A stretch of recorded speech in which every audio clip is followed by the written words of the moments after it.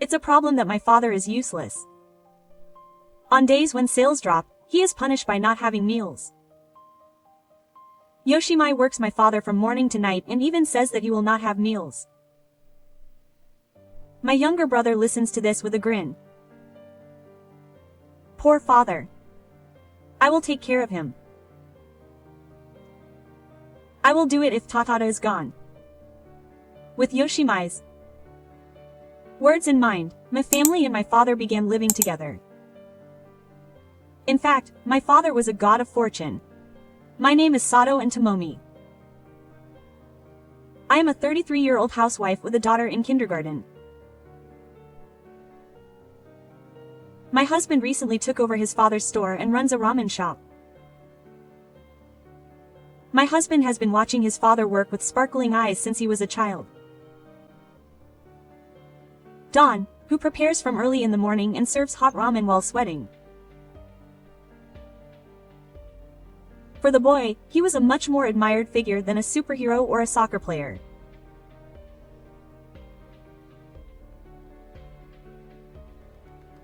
The water was sparkling around my father as he shook the noodles, and when he said that he was definitely dancing with the goddess of ramen, I wondered if he was a strange person. But the moment I ate my father-in-law's ramen shortly after we started dating, I definitely saw it. My father dancing with the goddess of ramen. We were such a painful couple, but we got married in our mid-20s. A few years later, we had a daughter. Looking back, that was the worst time of our happiness. Soon after my daughter was born, my father-in-law collapsed and passed away. The depth of my husband's grief, having lost both parents and without a mother-in-law, is immeasurable. My husband even thought about closing the store, but it was the employees and regulars who called out to him. You are the only one who can tell him after Osan, as you have been training as an apprentice for over 10 years. I want you to keep that taste forever. You are the only one who can do that. He said that, and a year later, my husband stood up and said, Dad, please watch over us from the other world.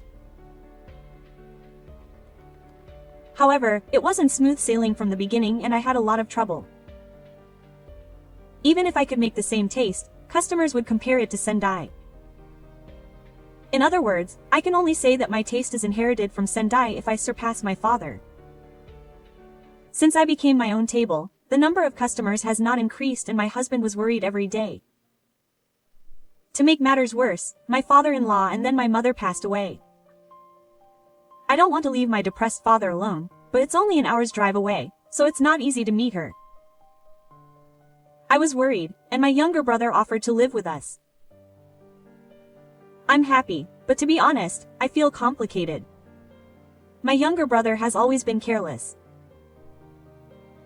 After all, his favorite 4-character idiom is Takata Jun. Another person who worries me is my younger brother's wife, Yukari, who is my stepmother. Wow. She casually told my husband and I when we first met that he didn't have a high school diploma. If you can't work part-time or be a full-time housewife, you're a loser as a woman. She also said things that looked down on me. What's more, my younger brother and his wife didn't attend my mother's funeral. Apparently, my younger brother quit his job and started running a coffee shop, so he didn't have time. When I asked him when he had studied coffee shop management, he said that he enjoyed working at a coffee shop. So he decided to start one, and made me the leader. Apparently, since he started living with my father, he has been making my father help out at the store. And he did it for free. When his wife said that he should help out first, he wouldn't work. A man's worth is supporting his wife, right? That's what he said. What's with the aunt? Just go in without bothering. This fox woman. I wonder what my younger brother likes to support such a person. One day, on a long-awaited holiday, the whole family decided to visit their parents' house. Although I had contacted my younger brother beforehand, for some reason when I arrived at my parents' house, Yoshishi was not there. Hello, Yukari. It's been a while. Oh, yes. Just go in and do what you want. I'm watching TV. Yoshishi, who I met in a long time, was the same as always. Well, my brother decided to show it suddenly because sales are tight this month. Oh, I see. I was so taken aback by it. Well, it's better for me if he's not around. I was surprised by my brother's sudden work, but I was even more surprised by Yoshima. If he thought it would be better if his husband wasn't there, would he say that in front of his sister? I thought that it was the same as always, so I went into the living room, but there was no one there. My father knocked on the door of my father's room, wondering if it was actually there. But there was no answer. I opened it quietly and looked inside, and I was at a loss for words. To my surprise, my father's room was gone. There was a room that was all pink, which was somehow dreary. Pink was pink. Bright pink. My eyes were flickering. Yukari, something's wrong with my father's room. Maybe my father has dementia? I called out to Yoshima in the living room in a panic. But Yoshima was not at all flustered and was leaning back on the sofa watching TV. And then, oh, it's okay. The Tanuki woman said that it was a room for feet and walked away. But that place was my father's room. I got rid of it because it was a waste. Even if I had books, I wouldn't be able to eat them. Even if I lost them, I still made that place into a room for feet. It's cute, right? A pink room. I can't tell you what kind of taste I have, so I'll keep quiet, but when it comes to my father, I can't keep quiet. Does Yukari have a room with her brother? Yes, she does. She got the biggest room. But she wanted a room just for feet. So the original room was a storage room. She added storage and put the collection she had been collecting since she was single. I panicked and opened my old room, and wow, it was pink and flashing again. How much do you like pink? It's pretty pink. My daughter, who looked into the room with me, also looked surprised and left with her eyes wide open. Many little girls like pink, but it seems that such a large amount of pink was too dazzling for such a young girl. That's how pink my former room was overflowing with. The room was filled with pink goods that couldn't fit in the pile of cardboard boxes up to the ceiling. I wonder if the floor will collapse. But now there's something more bothering me than pink. I hurried back to the living room and huddled with Yoshima, who was holding a pink cushion. Where is my father's room? My father's room and my former room are filled with pink, and the large room is my younger brother's room. There are only 3 rooms in this house if you look into the living kitchen. It used to be my parents' room, my younger brother's room, and my room. By the way, since my younger brother left home, it has been my father's room. Where on earth does my father sleep? I thought for sure that he was redecorating the room into a bedroom, but Yukari was surprised and said, "He sleeps on this sofa," and dropped the cookie cutlet he was munching on the sofa. Ah. I was at a loss for words about my mother when I heard some commotion at the entrance. I went to the entrance wondering what was going on, and there was my father with a pale face standing there, with my younger brother lending me his shoulder. Dad, what happened? I questioned my brother while supporting my father who was about to collapse. But my brother lightly shook my shoulder and said that he collapsed while helping out at the store as if it was no big deal. Going to the hospital after collapsing is a pain. Ha. Hospitals are just a waste of money. Rather than that, if you have time, help out at the store.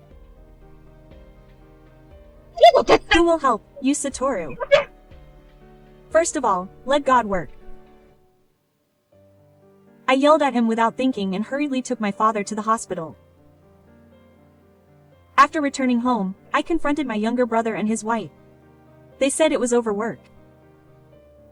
How much did you make my father work? That's right. The reason my father collapsed was because of overwork. My father is still lying on the sofa, and I think that he really doesn't have a proper bed. In contrast to me who woke up with my face red, my younger brother and his wife were still grinning as usual. How much is not a big deal?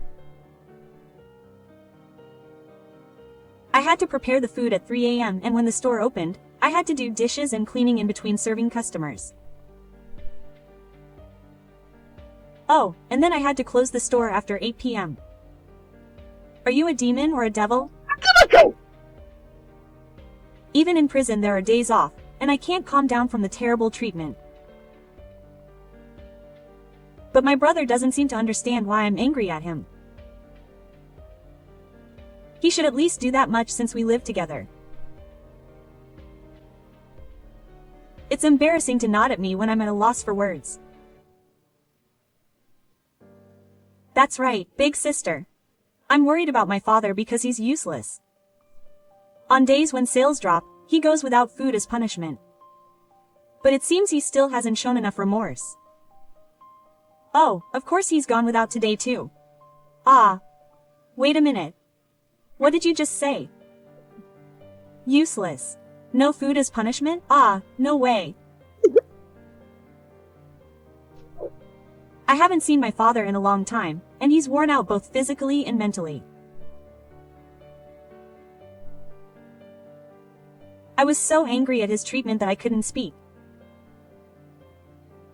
Well, that's why, big sister, please have some. Yes. While I tilted my head at Yoshima's words, not really understanding what he was saying, a Boston bag was placed in front of me. What is this? All of my father's belongings. Is this all of Suchi's belongings? Yes, it is.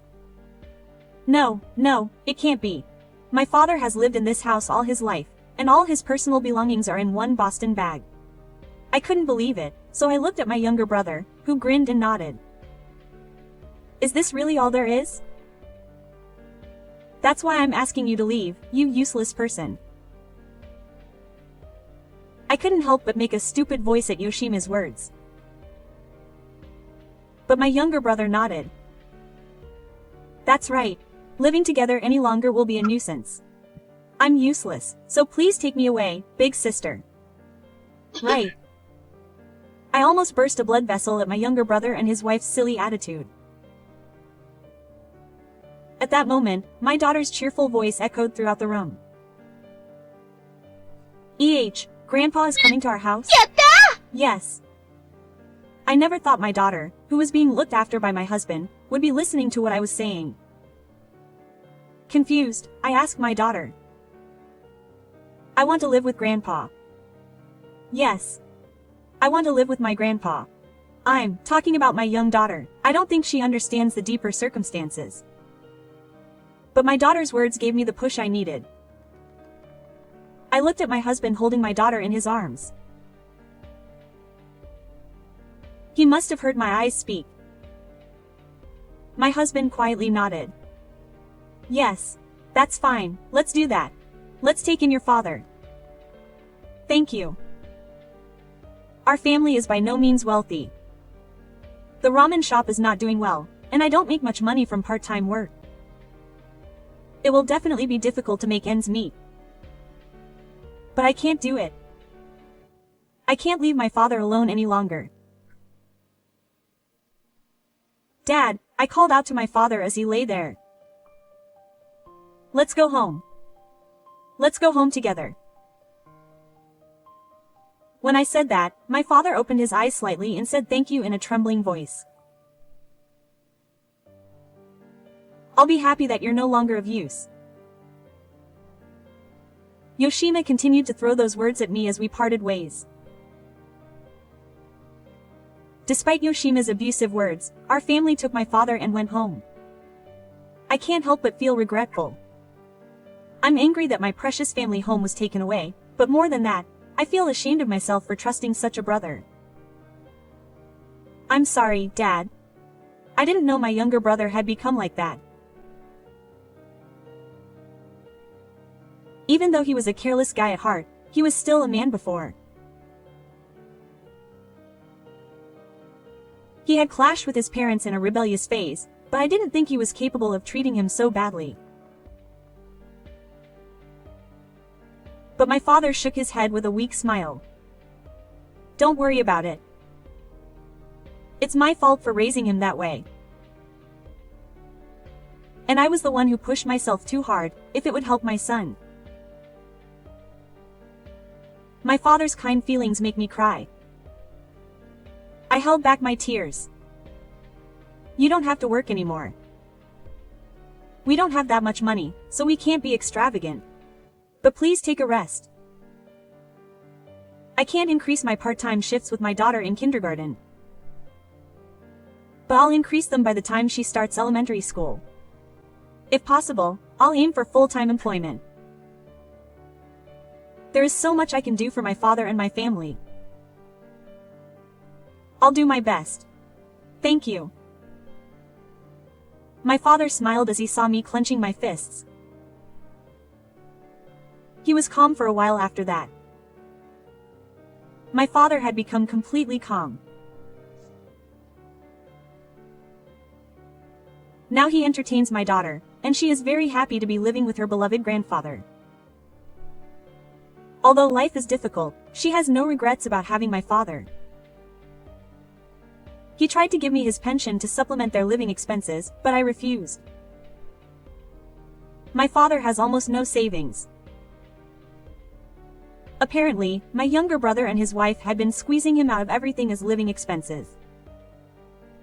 What is that? In other words, when he said he was useless, he probably also meant that he was no longer needed because he had nothing. They are a really ridiculous couple.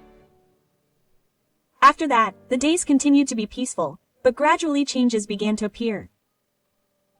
The change came to my husband. To be precise, it was at my husband's ramen shop. There seemed to be a lot of customers lately. One day my husband muttered, "Is that so? Isn't it a good thing?" "Yeah. Well, it is." I tilt my head at my husband's words, which are not very clear. If it's lush, it's fine. I think it's getting better because I'm researching the taste every day, but I feel like there's more to it than that. What does that mean? I don't know. If my angel husband doesn't understand, there's no way I, who's not involved in the store, can understand. I wonder. That's the end of the story. I said to my father, "Oh, Dad, I'm going to start part-time tomorrow morning. Will you eat at the store for lunch?" "Okay." My father's stomach is still strong after getting better. On days when I can't prepare lunch, he eats at my husband's store. My husband seems to try not to be considerate, but my father seems to like the original taste. He also pays the fee properly. No matter how many times I refuse, the chef doesn't move. If he makes it with pride, he should receive the fee properly. So my husband now seems to receive the fee without arguing.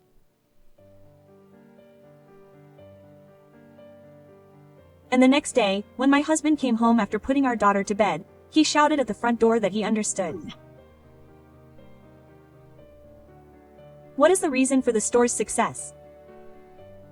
Really? What was it? But what happened when that person did this and that? Hey, talk properly. You too. For now, both of you should calm down. He served cold tea and drank it in one gulp, and must have calmed down. Sitting on the sofa, my husband began to talk about what he had met today. Today, his father came in at mid-afternoon when it was quiet. So as soon as he came in, people gathered around him. Oh, my father was a god of clothes. Huh? What are you talking about? My father is just an old man. My husband continued. I heard from a regular customer. Yes. Apparently, he was giving advice on his father's life. Yes. I was always busy preparing and cooking, so I didn't know, but apparently his father was answering customers' life questions. What is that? Apparently, the story goes like this. My father became more familiar with the faces after visiting my husband's store a few times. Actually, my father is a former teacher and speaks with a lot of weight, so perhaps because of that, a certain businessman happened to tell my father a story that sounded like a lottery. Apparently, my father gave him advice while eating our ramen, and he got promoted. Yes. A male freighter customer who heard this, as he was from the same family as my father, immediately consulted him again while eating. Yes. After that, he got into the company he wanted and is now a full-time employee. Yes. Another female customer consulted her father about her cheating boyfriend while eating fried rice and dumplings. Yes. That woman is now the wife of an oil tycoon in the Arabian Empire. You're kidding, right? Apparently she actually got married to her new boyfriend. An urban legend was born that if you eat our food and consult your father, your life will improve. What is this guy really talking about? I pointed my doubts at the very suspicious information and pointed it at my husband. Then my father appeared after taking a bath, so I asked him. Dad, did you give advice to anyone today? Oh, yeah. I wonder. Maybe it's because I'm getting older. Is it easy to consult with people? What did you talk about today? I think it was a father who was having trouble with his withdrawn son and a university student who failed a class and was going to have to repeat the year. Seriously? It seems that she does indeed receive advice. But judging from what I heard, I don't think there's any way to solve it. That day, I was shaking my head with only half a word. But a few days later, my husband told me with a strange heart that the results of the investigation were out. Okay, I'll listen to this urban legend. So the father of the reclusive son that the father had consulted with the other day. He came out crying and reported that he had started a part-time job. Seriously? Apparently he had a discussion with his son, following his father's advice. Ha! And the college student who had to repeat a year. Well, Since it was decided, he couldn't help repeating the year. He said he got his act together and was motivated. He said he was able to do it. Why? Apparently he had to repeat the year because he had failed the professor's credits many times, but he went to the professor's office many times and had heated discussions. He was happy that the report he submitted was approved. Just kidding.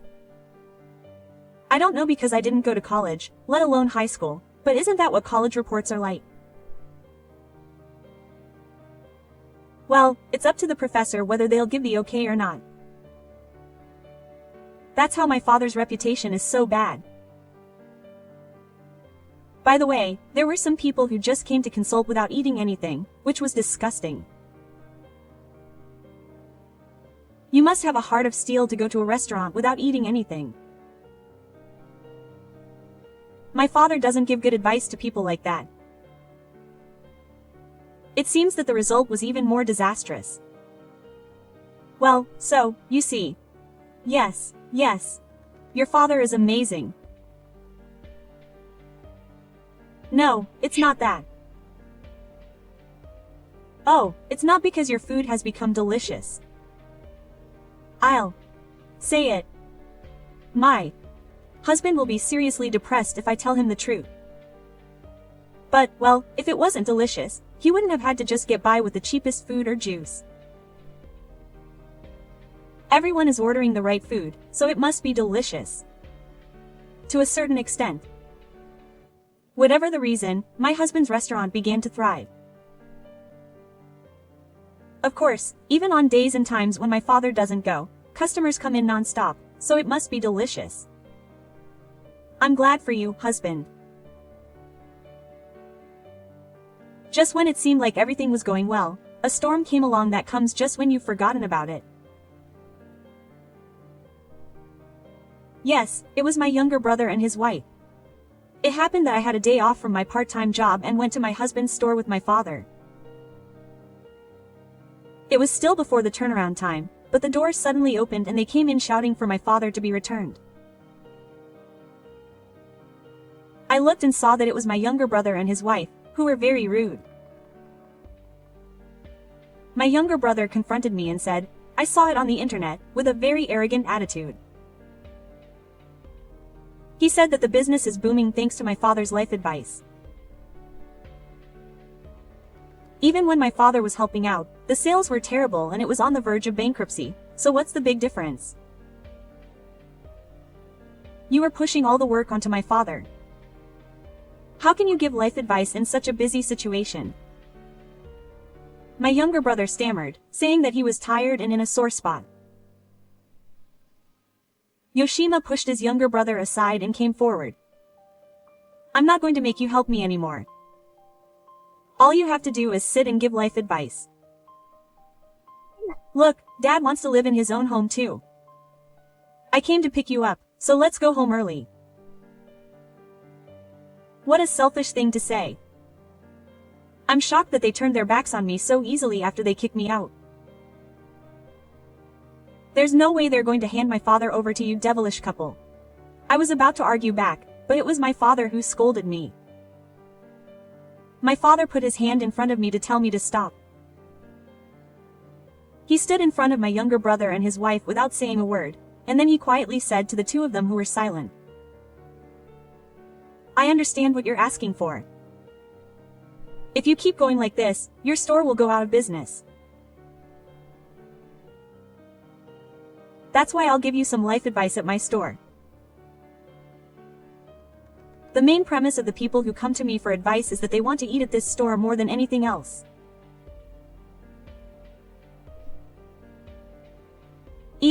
But your coffee shop is no good. It's no good at all. I mean, that's true, that's true. Did you ever train somewhere on how to make coffee? You could have done it if you'd looked it up on the internet. I'm sure you would. That's the extent of the taste. The desserts like cakes were so bad that you couldn't eat them. If you serve stuff like that, your sales would fall and you'd be on the verge of going out of business. But my brother is speechless at my father's harsh criticism. He tries to argue back, but it doesn't seem to work. Don't take your work lightly.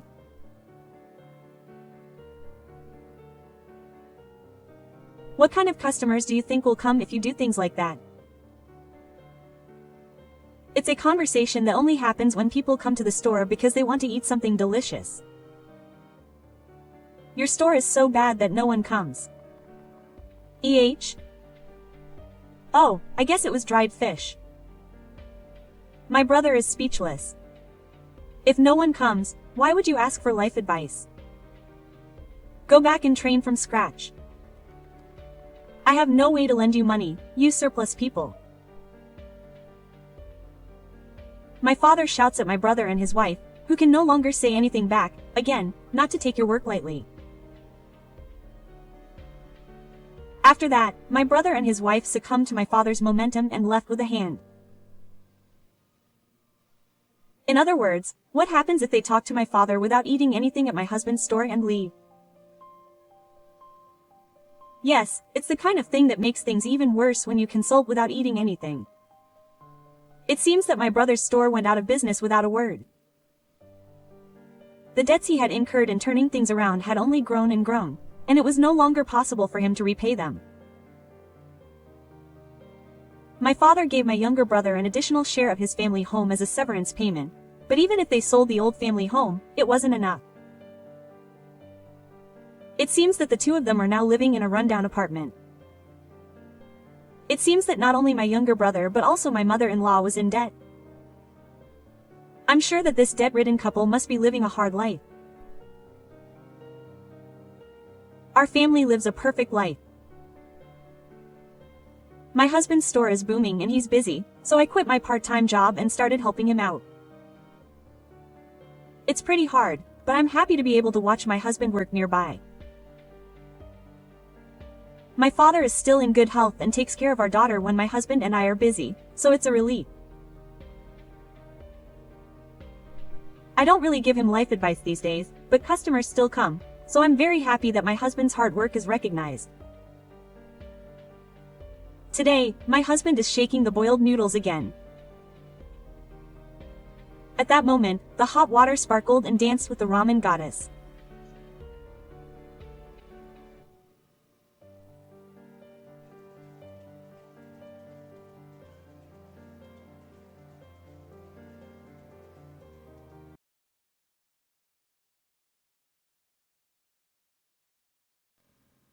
その猫との出会いは偶然だった。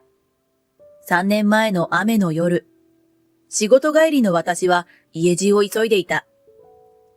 ガードレールの下をくぐり抜けようとしたとき、ミャーミャー子猫の鳴き声が聞こえる。目を凝らすと小さな段ボールの中で生まれたばかりと思しき黒毛の子猫が寒そうに震えていた。目はまだ開いていないようだ。箱の中に手紙がある。この子は不遇な星のもとに生まれました。拾われた方、何卒よろしくお願いします。筆書きの丁寧な文字。捨て猫の明日を愛病家に託そうとの優しい心根が見て取れた。ミルク代にと5000円札も添えられていた。私はほなみ。40歳の会社員だ。実は私、つい先日結婚したばかり。若い頃から仕事人間で苦労の甲斐あって女性ながら課長にまで昇進した。仕事には十分満足していたが、女の独り身は寂しい時もある。会社の若い子からは、いくら仕事ができても40過ぎて独身じゃねえ。女の幸せを逃しましたって感じ。そう陰口を叩かれていたことも知っている。私を慕ってくれる部下もいるにはいたが、それでもやっぱり40の独身女に世間の風は冷たかった。そんな時、高校の同窓会で勝也と再会した。勝也も独身で、せっせと婚活をしていたようだが、なかなか相手が見つからなかったようだ。私たちはたちまち意気投合。しばらく付き合った後に結婚した。私と同じように、勝也も結婚できれば誰でもいいとの安易な打算があったのだろう。でも、高校時代から気心の知れた仲間である勝也に対し、うっすら愛情らしきものが芽生えていた。この先、結婚生活を続ければ愛は育っていくだろう。そうあってほしいと私は願った。結婚に際して勝也は一つ条件をつけた。それは実家で姑と同居することだ。父親を早くに亡くして母親と二人暮らしの勝也は、老いた母を一人にするのは忍びないという。おそらく、勝也の婚活がうまくいかなかったのも、姑との同居がネックになっていたに違いない。でも、結婚前の姑は優しそうな人に見えたし、勝也のお嫁さんになってくれる人なら、私は何にも文句はないわ。この子は一生独り身なのかしらって心配してたから、ありがたくって涙が出るくらいよ。なんて嬉しいことを言ってくれる。ゆくゆくは老後の面倒を見ることにもなるだろうし、だったら今のうちから同居しといた方がいいか。そう考えた。そして私も同居の条件を出した。それはずっと飼っている猫の黒を連れて行くこと。黒は捨て猫で雨の日にマンションに連れて帰ってきた。今では大事な家族だ。結婚して夫の実家に引っ越しても黒と離れるなんてできない。私はそう懇願すると、勝也と未来の姑は快諾してくれた。そうしてささやかな結婚式を済ませ、私と黒は勝也の実家に足を踏み入れた。しかし、同居を始めると、優しかったはずの姑は態度を表変させた。ほなみさん、結婚してうちの嫁になったからには、これからは毎日家のことをやってちょうだいね。姑は澄ました顔でお茶を飲む。ああ、やっと勝也が結婚してくれて、これからは楽ができるわ。私も腰が悪いから、早いとこそこらの女を捕まえて連れてこいって言ってたのよ。何それ？いきなりの変わりように、私は脳みそが追いつかなかった。家事は全部私の役目？そりゃあここに住むからには、もちろん家事はやっていくつもり。でも、姑の言い方は、まるで私が何から何まで全部やるみたいじゃない？勝也も含めて3人で分担でしょ？分担。ちょっと待ってくださいお母さん。私は家政婦になるために結婚したわけじゃありませんよ。私はそう言って釘を刺そうとしたが、姑はしれっとした顔で、あら、だってあなたがそう言ったんでしょ？お母さんに尽くしてあげたいって。はぁ？そんなセリフ、いつ誰が言ったわけ？そばにいた勝也を睨みつけると慌てて目をそらした。どうやら勝也が姑に格好をつけるため嘘をついていたようだ。勝也さんがどう言ったかはともかく、私は単なる家政婦になるつもりはありませんから。もちろん家事はしますが、3人で分担して。後々のためにも本音は早いうちに伝えていた方がいい。まあ、あなた、勝也にまで家事をさせようっていうの？勝也は男なのよ。今時の男は家事をやる時代。そもそも男が家事をしないのなら、一人暮らしの男性はどうなるのだ？そうだよ。家事は女の仕事だろ？勝也までそんなことを言う。こいつら、昭和の思考回路がアップデートされていないのか？パソコンの OS だったらとっくにサポートアウトだ。心の中で私は呆れたが、勝也と姑にはそれ以上言い返すことはできなかった。多分、今はいい嫁を演じてみせる重要な時、と考えていたのだろう。そんな私の心を見透かすように、姑と勝也は家事を押し付けてきた。地獄の生活はこうして始まった。ほら、いつまでも寝てないで起きなさい。さっさと朝ごはんの支度をする。そう言いながら、姑が私の枕を蹴っ飛ばすのは、まだ日も昇らない朝の4時だ。姑は年寄りだから早起きで、いつも私を叩き起こしに来る。夫婦の寝室であろうとお構いなし。私が残業で夜遅くなった翌日でも、休日でもお構いなしだ。枕を蹴られて飛び起きる私の横で、勝也はぐーすか寝ている。勝也を揺さぶり起こす。ちょっと、お母さんに何とか言ってよ。まだ朝4時よ。勝也はむにゃむにゃと、半分寝言のように、まあ、年寄りは朝早いんだからさ、許してやってよ。俺もうちょっと寝るから。二度寝を始めた勝也の枕を私は思いっきり蹴飛ばした。あんたも家事しなさいよ。私だけ叩き起こされるなんてごめんだわ。はぁ？なんで俺？そういうのは嫁の仕事だって母さんが言ってたぞ。母も母なら子も子だ。しかも別室に寝ている黒まで姑に釣られて早起きするようになった。というか、姑が起きてすぐ黒にちょっかいを出すものだから、黒が怒って私に訴えに来るのだ。まるでこの世の終わりのような鳴き声で、にゃんにゃかにゃんにゃか騒ぎ立てられたら、とても寝てなどいられない。それがうるさいと横から姑がわめき立てる。右から左から大音量のスピーカーで責め立てられ、私はめいってしまうのだった。黒は可愛いが、姑と夫は嫌いだ。朝4時から家事を始めても、姑と夫は私のやり口に文句ばかり。もっとちゃんとしてちょうだい。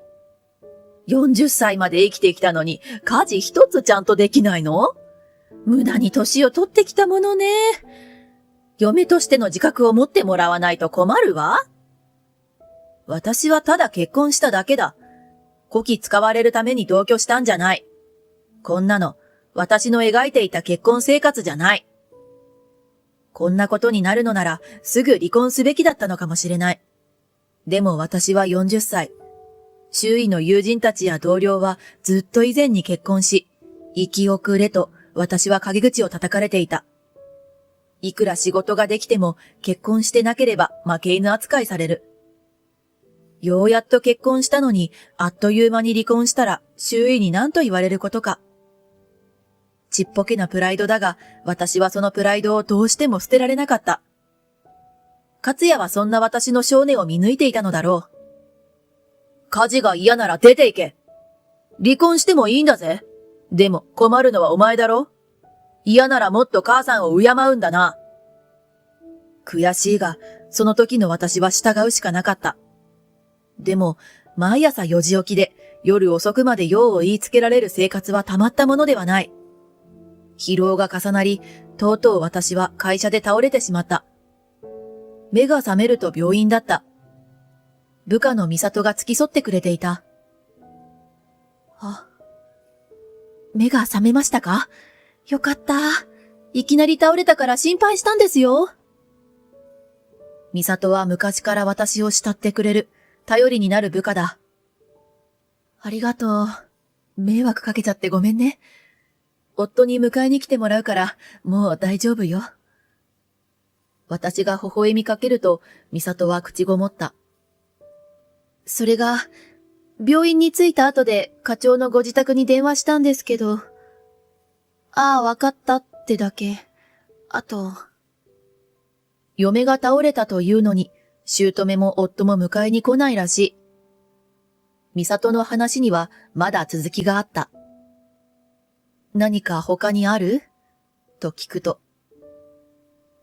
アイロンがけが溜まっているから目が覚めたらさっさと帰ってこい。タクシーなんか使うなよ。もったいないからって。私はショックを受けた。迎えに来ないのは愚か、心配するのはアイロンがけとタクシー代のことだけ。私はあの家でこき使われるだけの存在でしかないのか？打ちのめされて黙りこくった私に、美里は心配そうに言った。課長大丈夫ですか？正直、ご結婚されてから辛そうで。美里は本当に私を心配しているようで、つい私は彼女に真実を打ち明けた。部下にプライベートを話すのは恥ずかしいが、私には他に悩みを打ち明けるところがなかったのだ。というわけなの。朝4時から夜遅くまで家のことをさせられているから疲労が溜まったのね、きっと。でも、これが嫁の務めだもの。私は無理に笑ってみせた。やっぱり美里に弱音は吐けないのだ。しかし美里は真剣な目をして言った。嫁って何ですか？奴隷ですか？え？どうして我慢してるんですか？そんな男、さっさと離婚すればいいのに。いや、でも、そんな離婚するまでのことじゃ。私は慌てて手を振った。離婚なんてできない。そんなことしたら周りになんて言われるか。何言ってるんですか？こんなのおかしいですよ。課長はお仕事も頑張ってるのに、今のままじゃまるで奴隷扱いです。課長が潰れてしまいます。旦那さんは課長が人生を棒に振るうほどの男なんですか？私、課長を尊敬してます。だから課長にはもっと幸せになってほしい。美里の言葉に私は目を覚ました思いがした。そうだ。どうして私はあんな奴らにいいようにこき使われているんだろう。どうして悲惨な結婚生活を続けているんだろう。それは私のちっぽけなプライドのせいだ。せっかく結婚したのに、離婚したら恥ずかしい。そんな気持ちが私を縛っていたのだ。そんな生活をしている私は、かえって周囲から見て恥ずかしい存在かもしれない。いや、私自身が恥ずかしい。私はようやく離婚を決意した。でも、ここまでコケにされて、ただ離婚するだけなんて納得できない。姑と勝也にもっと恥ずかしい思いをさせてやりたい。復讐したい。しばらく考え、義実家の法事の日まで離婚宣言を待つことにした。しばらく黙って奴隷生活を続けた後、いよいよ法事の日がやってきた。勝也の本家は田舎にあり、法事に行くのに丸1日かかる。勝也と私との結婚式には、本家当主を含む年配の親戚筋が出席を控えたため、今回の法事が私の実質的なお披露目の場だった。あんた、本家でちゃんと働いてちょうだいよ。あんたがダラダラしてたら、私が恥ずかしい思いをするんだから。法事に向かう電車の中で、姑は私にそう釘を刺した。はい、それはもちろん、精一杯務めさせていただきます。私は作り笑いをした。そう、私は本家で働くために行くのだ。本家に着いてすぐ私は懸命に動いた。親戚の方々に率先してお茶を出し、座布団を用意し、足が悪い高齢の人にはすぐに寄り添って支えてあげた。法要が終わり、お時の宴が始まった。グラスが空いた男性陣に素早くお酌する。女性陣にも細かく気を配り、先回りして注文に応じた。うちの嫁はグズでのろまで、本当になんにもしないの。土地だけ取りかぶって困っちゃうわ。姑は法事の前、親戚筋にこんな愚痴をこぼしていたそうだ。はじめは私に対して冷ややかな目を向けていた親戚も、私の献身的な働きぶりに感心した様子だ。聞いてた話と全然違うじゃないの。ほんと、明るくて働き者で、いいお嫁さんだわ。そんな褒め言葉にも、いえ、そんな、お母様には怒られてばかりで、至らない嫁で申し訳ないです。と謙虚に答えた。そんな私の姿に親戚は考えを一変させたようだ。あなたが至らない嫁なら他のお嫁さんたちはどうなっちゃうの？嫁の鏡と言ってもいいくらいだわ。次々にお褒めの言葉が聞こえてくる。私は目を伏せてにんまり笑った。本家の方々の心にしっかり食い込んだと感じたのだ。そして、お時が終わりに近づいた。そろそろいいだろう。私は立ち上がって、宴席のど真ん中に正座した。え？いきなり座の中心に座り込んだ私にみんなは驚き、勝也も間の抜けた声を上げた。何やってるんだ？私は勝也を無視し、宴も終わりのようですので、私はこれにて失礼いたします。せっかく皆様とご縁ができたところ、誠に残念ではございますが、私は勝也と離婚することにいたしました。お目にかかるのは今回が最後となります。お世話ができるのは一度きりしかないと思い、精一杯ご奉公させていただきました。本家の皆様、どうかお元気で。用意した口上をとうとうと述べた。親戚たちがどよめいた。一番驚いたのは勝也と姑だ。何をいきなり言い出すのよ。離婚だなんて。私は認めませんからね。そうだ、離婚なんて冗談じゃない。私は冷静に。おや？出て行けとおっしゃっていたのはそちらでは？家事が嫌なら出て行け。離婚して困るのはお前だって言っておられたけど？よく考えたら離婚しても全然困らないことに気がつきました。と答えた。そして私は姑に目をやった。それにしてもお母さん、仕事をしている私に家事のすべてを押し付け、ご自分はテレビの前でゴロゴロとせんべいをかじってばかり。ご親戚には私がグズだのノロマだのとおっしゃっていたとか？朝4時に叩き起こされ、家事をさせられる私をよくもそんな風に言えましたね。怒気を込めて言い放った。私の勢いに押されたように本家の女性陣がひそひそ話を始めた。そうよね。私も聞いたわよ。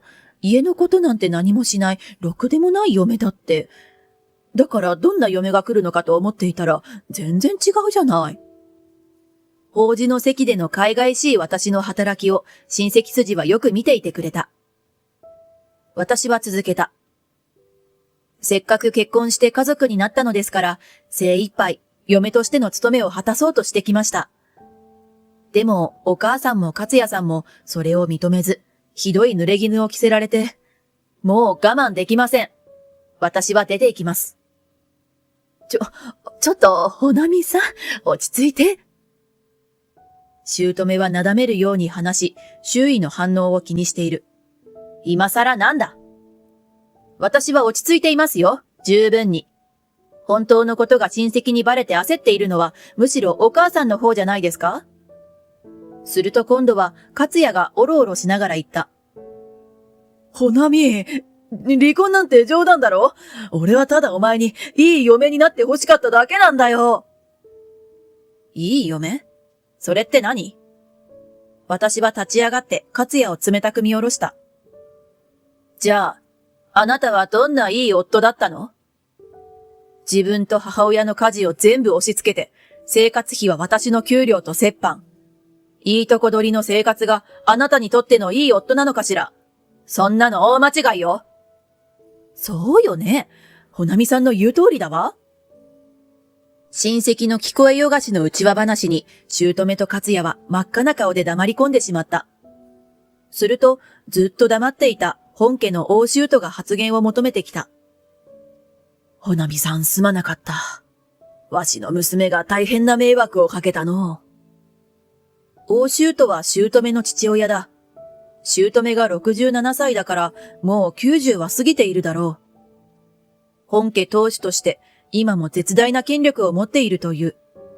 確かに、かなり老け込んではいるが、喪服の着物姿は格尺とし、声にも張りがある。大舅は、一族労働を前に、衝撃的な事実を語り始めた。ある時、本家のひ孫が捨て猫を持ち帰ってきた。飼い猫にしたいと願ったが、親族の猛反対でやむなく諦めることに。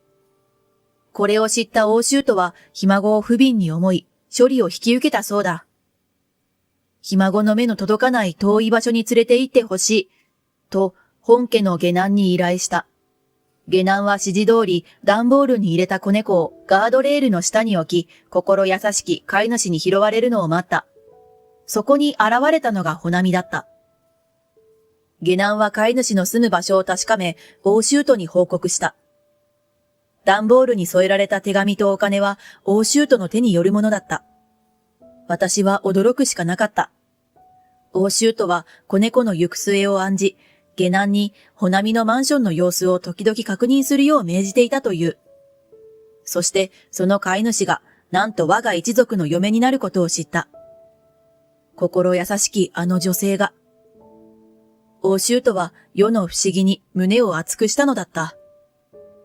私は感動していた。あの時の子猫、あの黒がそんな運命のもとで私のところにやってきたとは。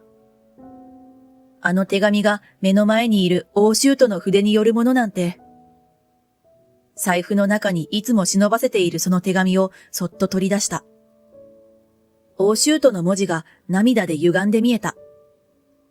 こいつは子供の時からずる賢くて嘘ばかりつくやつじゃった。最初はきっとほなみさんにいい面だけを見せておいて、結婚したらこっちのもんだとばかりにコロッと態度を変えたんじゃろう。わしの教えが足りなかった。欧州都は姑の方に顔を向け、そして私に深々と頭を下げた。いえ、そんな、おじい様のせいではありません。ですが、こんなに短い結婚期間で、おじい様にいろいろとお尽くしできなかったのが心残りです。親戚筋の手前、この場面は格好をつけてもいいかと思い、過大なリップサービスを盛り込んでみた。できた嫁じゃ。こんな嫁をないがしろにするとは、とんでもない親子じゃの。この二人には考えを改めさせなければいかん。欧州都の怒声が響き渡る。よってわしは命じる。ほなみさんを直ちに解放して差し上げ、二人はほなみさんに慰謝料を払え。そんな。欧州都のとんでもない加盟に、姑と勝也は口をガクガクさせて慌てている。ほなみさんに多大な迷惑をかけたんだ。当然じゃろ。わしの命令は絶対であることを知っておろう。従わねば、直ちに当家への出入りを禁止する。そして遺産の分配もなしじゃ。そんな。姑と勝也が悲鳴を上げた。法事を終えて自宅に帰り、私は早速荷物を整理した。この日のために、ある程度はまとめておいたので、細々とした品をバッグに詰め込むぐらいだ。忘れてはいけないのは黒の日用品。お前どこに行くんだよ。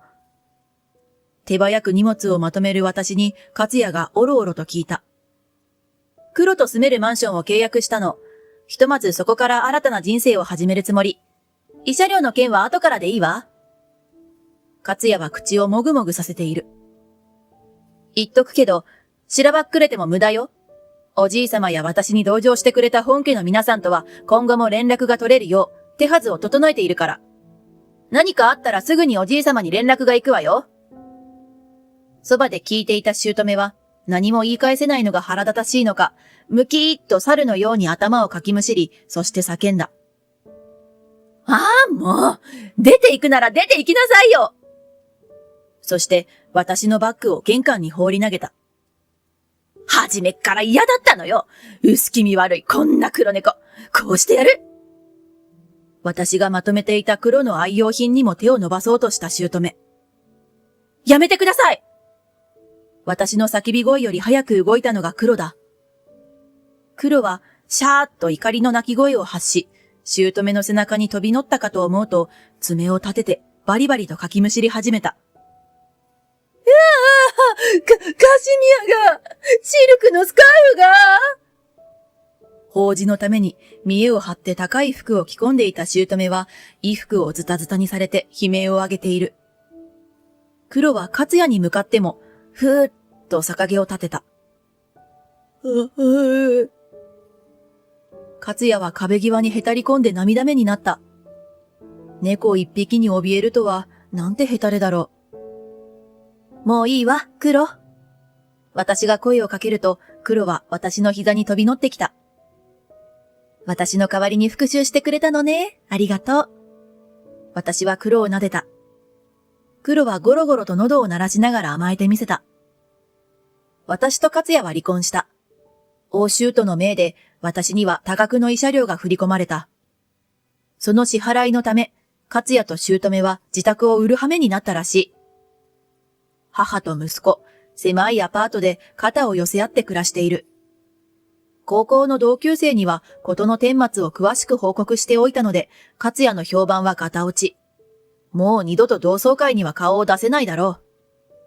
私は独身に戻った。望まない結婚生活を続けるより、黒と気ままに暮らしながら仕事を頑張った方が幸せなことに初めて気がついた。離婚を悩んでいた私の目を覚まさせてくれた部下の美里は、よかったですね。失礼だけど、課長は離婚してから前よりもっと綺麗になりましたよ。そんなお世辞で元気づけてくれた。バツイチのおばさんをからかわないの。ほらほら、無駄口叩いてないで仕事仕事。美里のお尻を叩く。はい。私にはやりがいのある仕事があって、頼れる部下もいて、家に帰れば黒がいる。なんて幸せな生活だろう。こんな当たり前のことに気づけて本当に良かった。窓越しに会社の外を眺めてみる。そこには何事もなかったようにいつもの風景が広がっていた。さーて、今日もお仕事頑張るぞ。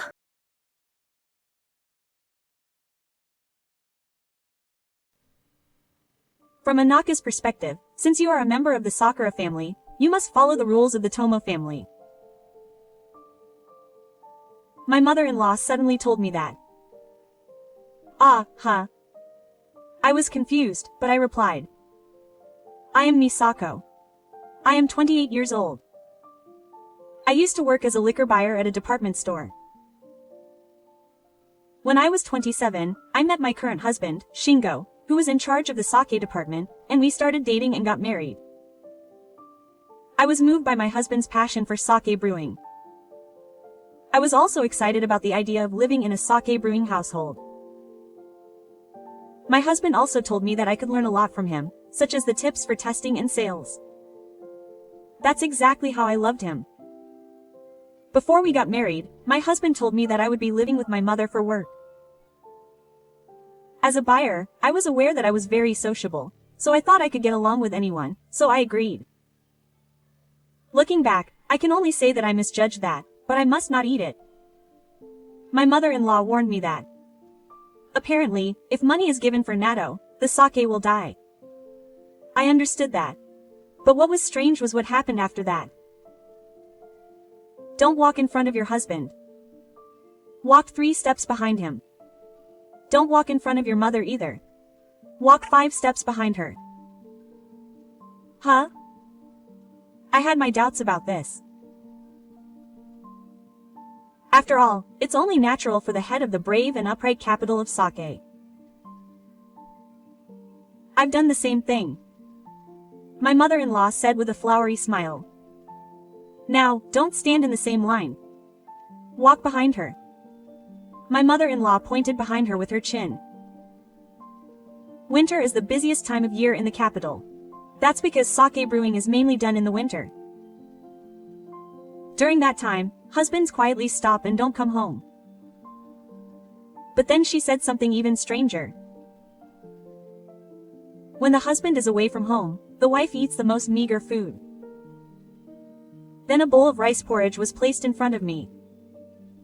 Today's meal was dried radish, grilled fish, and miso soup, right? That's fine for me and my husband. But as the youngest in the family, the wife, who was adopted, mixes all the leftovers together with rice and makes rice porridge. The wife only needs to eat the moist foods, and the rest shouldn't leave the house. That's the daughter-in-law's duty, and it's the teaching in our family. I've always done it that way too. When I looked closely, there were some scallions used for the rice cake and salmon skin used for grilled fish. And yet, cooking was my job. I was made to cook for breakfast, lunch, and dinner even though I had no right to eat. And the rice porridge made with garlic peels and cabbage cores that was served at that time was my meal. My mother-in-law and Shutter silently ate the side dishes and rice I had made, while I ate the rice porridge. There was no conversation at all. Days like that continued. When my husband finished the sake making season and started staying home in the spring, I was allowed to eat normal meals. That's what a daughter-in-law should do. I was told that I had always done it that way too. In the spring, summer, and autumn, we could eat relatively simple foods. But in the winter, it was rice porridge. It was getting darker as winter came again this year. Then in December, my mother from my family came to visit for the first time. How are you? She booked a nearby hotel and came to visit for one night. Seeing her face made me feel relieved. I'll treat you even if you're not feeling well. I looked it up in the guidebook and found a shop that serves beautiful and delicious Mont Blanc. My mother and I were talking excitedly as we headed to the cake shop when she suddenly turned around. Huh? Hey, why aren't you walking side by side? Because I've gotten into the habit of walking behind you. We won't line up. We won't line up. I started to tell her the rules that my husband was angry about at home. What's going on? As she listened, my mother started to tremble, and her brows began to frown to the point where it was clear she was angry. I understand, Misako. You're doing a great job enduring it. You're a great girl. After saying that, she said, let's eat some Mont Blanc. Sweets give me energy. Even though she's in her 60s, my mother is on Instagram because she doesn't want to lose to young people. I took a picture of the cake and she took a big bite. It's delicious. I'll definitely come back here again if I'm ever here, she said with a smile. Seeing her smile made me feel a little better. Now, 8 months later. I gave birth at the end of the year. I was taken care of at a hospital for a week, but it was finally time to go home. I really wanted to give birth at my parents' house, but my husband said it would be okay since my mother would be there. More than anything, I wanted to be with the baby as soon as possible. I wouldn't be able to go home again once winter came. I also wanted to respond to my husband's voice. Winter was approaching. Then I wouldn't be able to stay overnight again and see the baby. Thinking about that, I wanted to let my husband and this cute little life spend as much time together as possible. But then I'd have to see that mother again. This is tough. My steps were heavy as I walked back from signing. When I got home, we immediately decided to announce the baby to our relatives over the weekend. The incident happened on the day the relatives gathered. Arrangements had been made beforehand. The relatives gathered in droves around lunchtime. As I was carrying you, who had been arranged, into the guest room, my mother-in-law called me into the kitchen. What's this? She opened the refrigerator and showed me the package. Is this a reward for myself? Seriously, I've been living in this house for several years, but I'm a woman who doesn't seem to understand my position. My mother-in-law had 200 grams of Matsusaka beef. She suddenly threw the package of beef into the garbage bin. There was a loud scraping sound of plastic. Then she yelled at me, "You don't need Matsusaka beef. Eat the leftovers like you usually do. Know your place. You're just an adopted daughter-in-law." But I said hesitantly, "That's not mine." Huh? My mother-in-law frowned. Whose it was would become clear later. At noon, the relatives gathered around the baby and ate the rock. They said, "Good job on giving birth," and "Congratulations on the birth of the baby." While I was attending to the baby, someone called out to me from a distance. It was Misako's mother. Since I called her while she was talking to the relative sitting farthest from my mother, our voices carried and everyone noticed. I'm sorry. I had heard the contents of the celebration beforehand, but aren't I allergic to fish? My mother started to say, and my eyes twitched. Was my mother allergic to fish? I've never heard of it, but my mother continued. So, there was some Matsusaka beef in the fridge this morning, right? I want to eat that instead, so take it out. Huh? That meat? I was confused when my mother-in-law jumped out. Excuse me, Mom. We're out of Matsusaka beef right now. What do you mean, out of it? This isn't a store. I put it in the fridge here this morning, but I thought Misako would grill it for me. I can't eat sea bream. My mother is a powerful mother, as expected. She didn't just listen to my complaints at the cake shop back then. She's been planning to get revenge ever since. I love you. I love you so much, Mom. I watched from the side and thought it hurt. I put it in today, but why? Why not? Come on, why? My mother asked out of necessity. Well, I could see sweat dripping down the back of my mother-in-law's head. So how did the Matsusaka beef die? Let's ask her about that later. Who stole it? Well, it's a detective game. Let's take our time looking for it. That was expensive. It's almost as if they're waiting for me to confess. The Matsusaka beef disappeared. All the relatives are paying attention. In the midst of all this, my mother changed the subject after saying, "Please take your time." Well, even though we're relatives, we're close, so there's no need to worry about any other special treats. Misako, just serve what you usually eat. Hey, my mother-in-law twitched. My mother waved her hand, saying, "Don't worry about it." I was planning to have my daughter grill the Matsusaka beef too, so I can't cause trouble for anyone else, so I'll just have my daughter prepare it. It's fine as long as it's what you usually eat. My mother-in-law kept groaning. Yes, my mother always fell again. Always 3 times. Ah, that's what it means. I went to the refrigerator and took out a Tupperware container. And put it in the microwave for 3 minutes. And that's how my mother stood up today.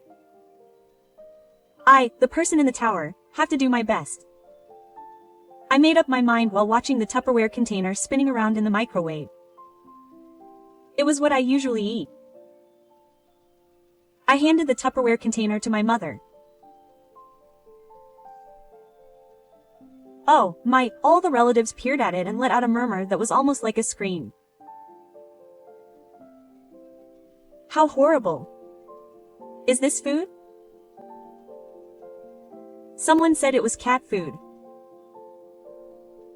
Muddy rice. Pieces of crushed tofu. Komatsuna roots. All of this was mixed together in rice. What is going on? You're feeding my child something like this? My mother shouted angrily. What's going on?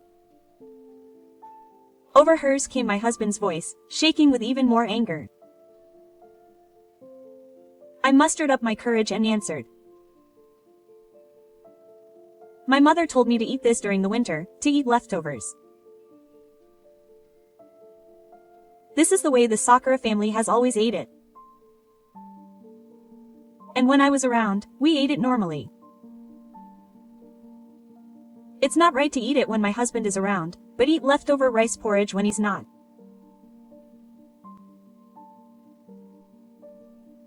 What are you talking about, Mom? My husband raised his voice even higher. My mother-in-law replied in a hushed tone. It's a tradition. I've never heard of such a thing. And my mother is eating rice porridge. I've never seen it since I was little. My husband's yelling gets louder and louder. On the contrary, it gets quiet and I'm the only one among the relatives. Why, yes. When he said that, my mother-in-law's younger sister interjected.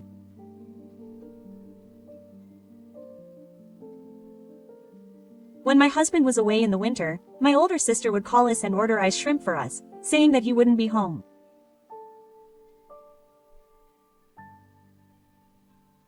A mysterious ice shrimp call started to occur, with everyone repeating ice shrimp.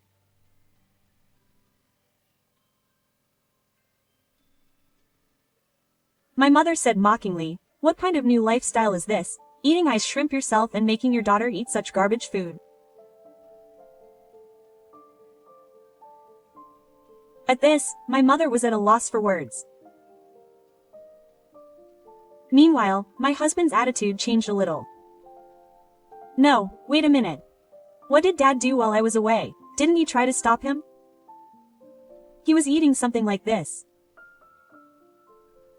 No, that's not it. I'm asking you if you didn't stop Misako from eating like this. Bang. My husband slammed the table, shaking the surface of the water in the glass that was sitting there a little. My father-in-law looked down.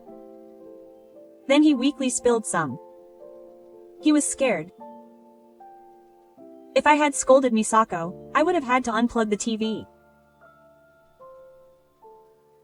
Now that I think about it, my father-in-law, like most grandfathers, would stay in his room after dinner and watch TV.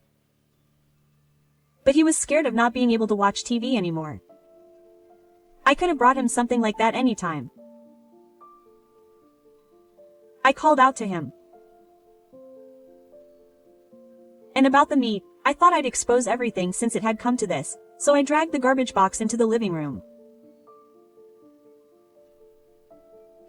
And I opened it with a bang. The lid of the garbage box opened with it. And on top of it was the lower cut of meat. You said Matsusaka beef was too fast, so you threw it away. The lower cut of meat on the garbage. It had a bigger impact than I had imagined when it came into view. My husband and father-in-law were both amazed and cut it off. Seeing this, my mother writhed dramatically and screamed. Ha, my meat. I brought it because I'm allergic to fish and can't eat it. And I was going to give the rest to my daughter who would provide the nutrients for the baby. My mother also broke down in tears, as if she were a typical Sora. She looked like she was about to break down in tears. The smell of raw garbage and the Matsusaka beef that had been mercilessly thrown on top of it caused screams from the relatives.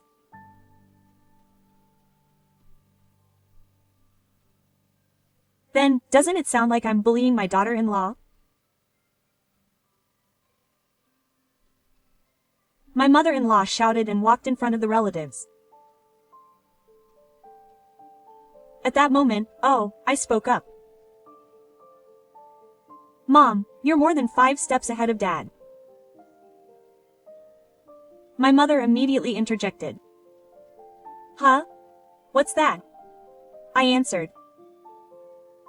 Don't walk in front of your husband. Walk behind your husband. Don't walk in front of your mother either. Walk 5 steps behind. That's what I've always done. That's what Mom always did. The husband now stepped forward. No, you can't do that. The husband raised his voice. But Mom always made Dad carry her bags when she went shopping. Dad was the one who always walked behind Mom when she went for a walk. Everyone nodded in agreement. They could hear whispers here and there about how the husband was always the one who brought the souvenirs. Apparently, the arrogant mother-in-law was well known among the relatives. So it seems you've been establishing new rules in the Sakura household, my mother said, standing in front of her. What's wrong? The mother-in-law retorted to her, puffing out her chest. Is this what it means to impose restrictions? The mother-in-law continued speaking. Besides, since we married Misako, you should obey me. My mother cut him off and raised a deep voice. I never once said I would marry her. I said I decided to let the two of them be together. In this gender equality society, getting married is so old-fashioned and presumptuous. My mother-in-law shook her head in response. No matter how you look at it, my mother-in-law was the one in the wrong. The atmosphere among the relatives had changed to one where no one was on my mother-in-law's side anymore. In the midst of all this, my husband said, he seemed to regain some composure. His voice was calm, but I could hear the disappointment. That's right, Mom. Why do you think I married Misako?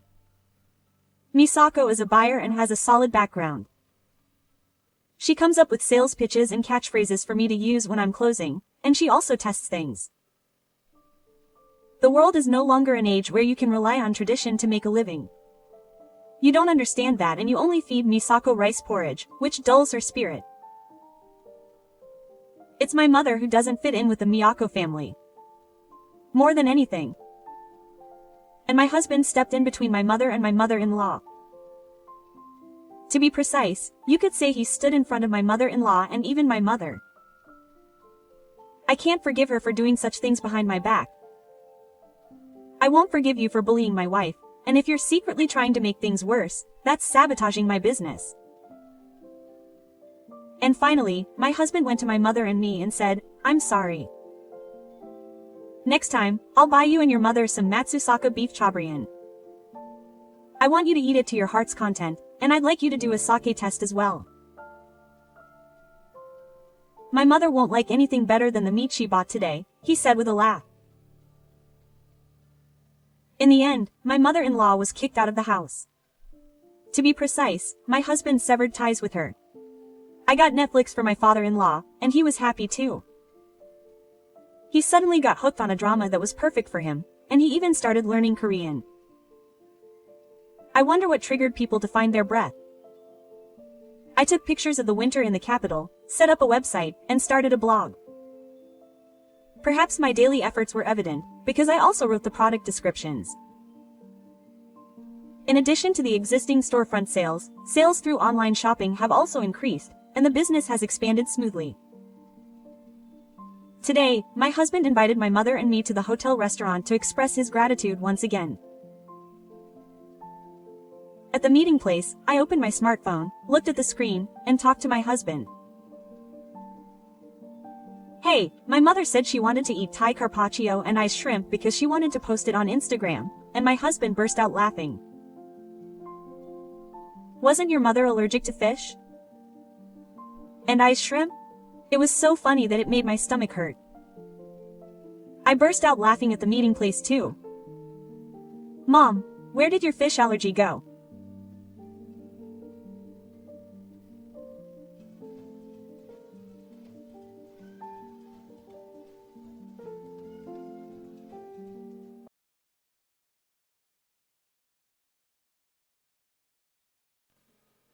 誰もが憧れる結婚式で、まさか新郎である婚約者にドタキャンされるなんて思わなかった。しかも、俺、真実の愛に出会っちゃったんだよ。電話の向こうで婚約者が意味不明なことを言ってるし。だというのに、なんと5年後にまさかの再会を果たした私に向かって元婚約者は、やり直さないかというではないか。ならば5年越しのお返し、きっちりさせていただきましょう。私の名前は和江。28歳の会社員だ。この年齢ともなれば、周囲が結婚ラッシュで騒がしくなってくる。友人が次々結婚する中、私もご多分に漏れず結婚が決まった一人である。夫となる婚約者の亮太とは仕事を通じて知り合った。とある案件でお知り合いになり、案件が終わる頃に付き合い始めたのだ。それから3年、ついにゴールインとなる。3年は実に長かった。特に亮太が結婚願望なくて、とにかく楽しく遊んで暮らしたいという考えの人だから。でも、30代が目前に迫ってきて、さらに、亮太の周囲も結婚ラッシュで影響されたのか、ついに身を固める決心をしたんだとか。このまま結婚せずに30代突入か、下手すればお別れという話になったかもと考えていた私は有頂天。ファミレスでのプロポーズという色気のいの字もないシチュエーションを気にすることなく、二つ返事で OK したのだった。亮太はちゃんと定職についているし、面白い人だし、優しい。結婚相手として不満はない。私も結婚相手として見てもらえるよう、努力は欠かさなかった。家事も修行してそれなりにできるし、ど下手だった料理も食べれるレベルになったと思う。そうして決まった結婚だが、やはり式は挙げたい。元は結婚願望なかった亮太も、けじめとしていいんじゃないかと言ってくれた。そんなにお金はかけれないので、少人数のパーティー形式になるが、それでも私は嬉しい。どんな式にしよう、ドレスは何にしようと、あれこれ考えるのが楽しかった。お互いの親への挨拶も終わり、さて次は、となったところで、亮太の友人に会うことになった。それに関しては、特筆すべきこともなく無難に終わる。亮太の友人とはいえ、大体が結婚して家庭を持ってる人。それゆえか、落ち着いた雰囲気の人が多かった。なんだか子供っぽい亮太も、結婚すればこんな風に落ち着くのかなと思いつつ、まだ想像つかないなぁとも思う。そして、亮太の友人に会ったならばと、私も親しい友人に亮太を紹介することにした。式に来てほしいっていうお願いとともに、紹介したいと言って、友人数名と居酒屋に。友人は男女複数いるが、みんな亮太のことを優しそう。お似合いだね、と言ってくれた。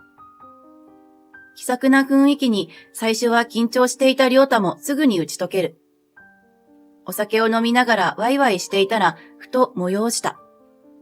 ちょっと用を足しに、と席を外し、戻ってきた時のこと。あれ？亮太は？ちょっとの間に亮太の姿が消えたのだ。キョロキョロしてたら友人の一人が、なんかナオが気分悪いって外に出たから心配して追いかけてったよ。と言う。そういうのを放っておけない優しい人なんだよなぁと思いつつ、ちょっと心配になった。ナオは友人の中でも飛び抜けて美人なのだ。だというのに未だに独身。昔から運命の相手を探しているの、とか言ってる子だったからまだ出会えていないのだろう。まさか人の婚約者に手を出すとは思わないが、美形に弱いのは人の常。平凡な顔立ちの私としては不安になってしまう。ちょっと様子を見に、と店の外に出て私は固まってしまった。何してるの？なんと店先で、亮太とナオが抱き合っているではないか。というか、ナオが亮太の胸元にくっついているというか、いや、何してるのよ、あなたたち。驚いて声をかければ、やはり驚いた顔で、ナオがこっちを向いて、亮太はちょっと気まずそう。あ、なんか嫌な感じだなぁと思ったが、ナオは慌てて笑ってこっちに駆け寄ってきた。ごめん。ちょっと気分悪くてふらついたところを、亮太さんに支えてもらっただけ。そうなんだ。大丈夫？外の空気吸ったら楽になったわ。もう戻るね。そう言って、ナオは中へ戻っていった。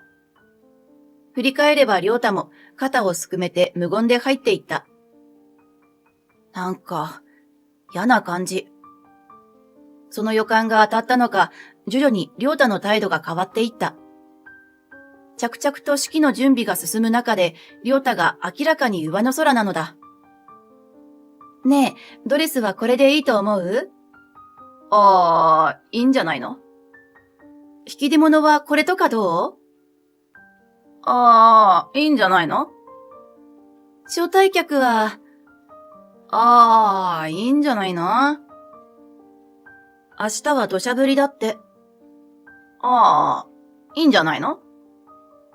全然話聞いてないわね。二人の式であって、私一人の式ではないのだ。けじめとしてあげてもいいと言ったくせに、無責任な態度はさすがの私も怒る。せっかくの二人の門出だってのに、喧嘩ばかりで嫌になった。とはいえ、投げ出すこともできない。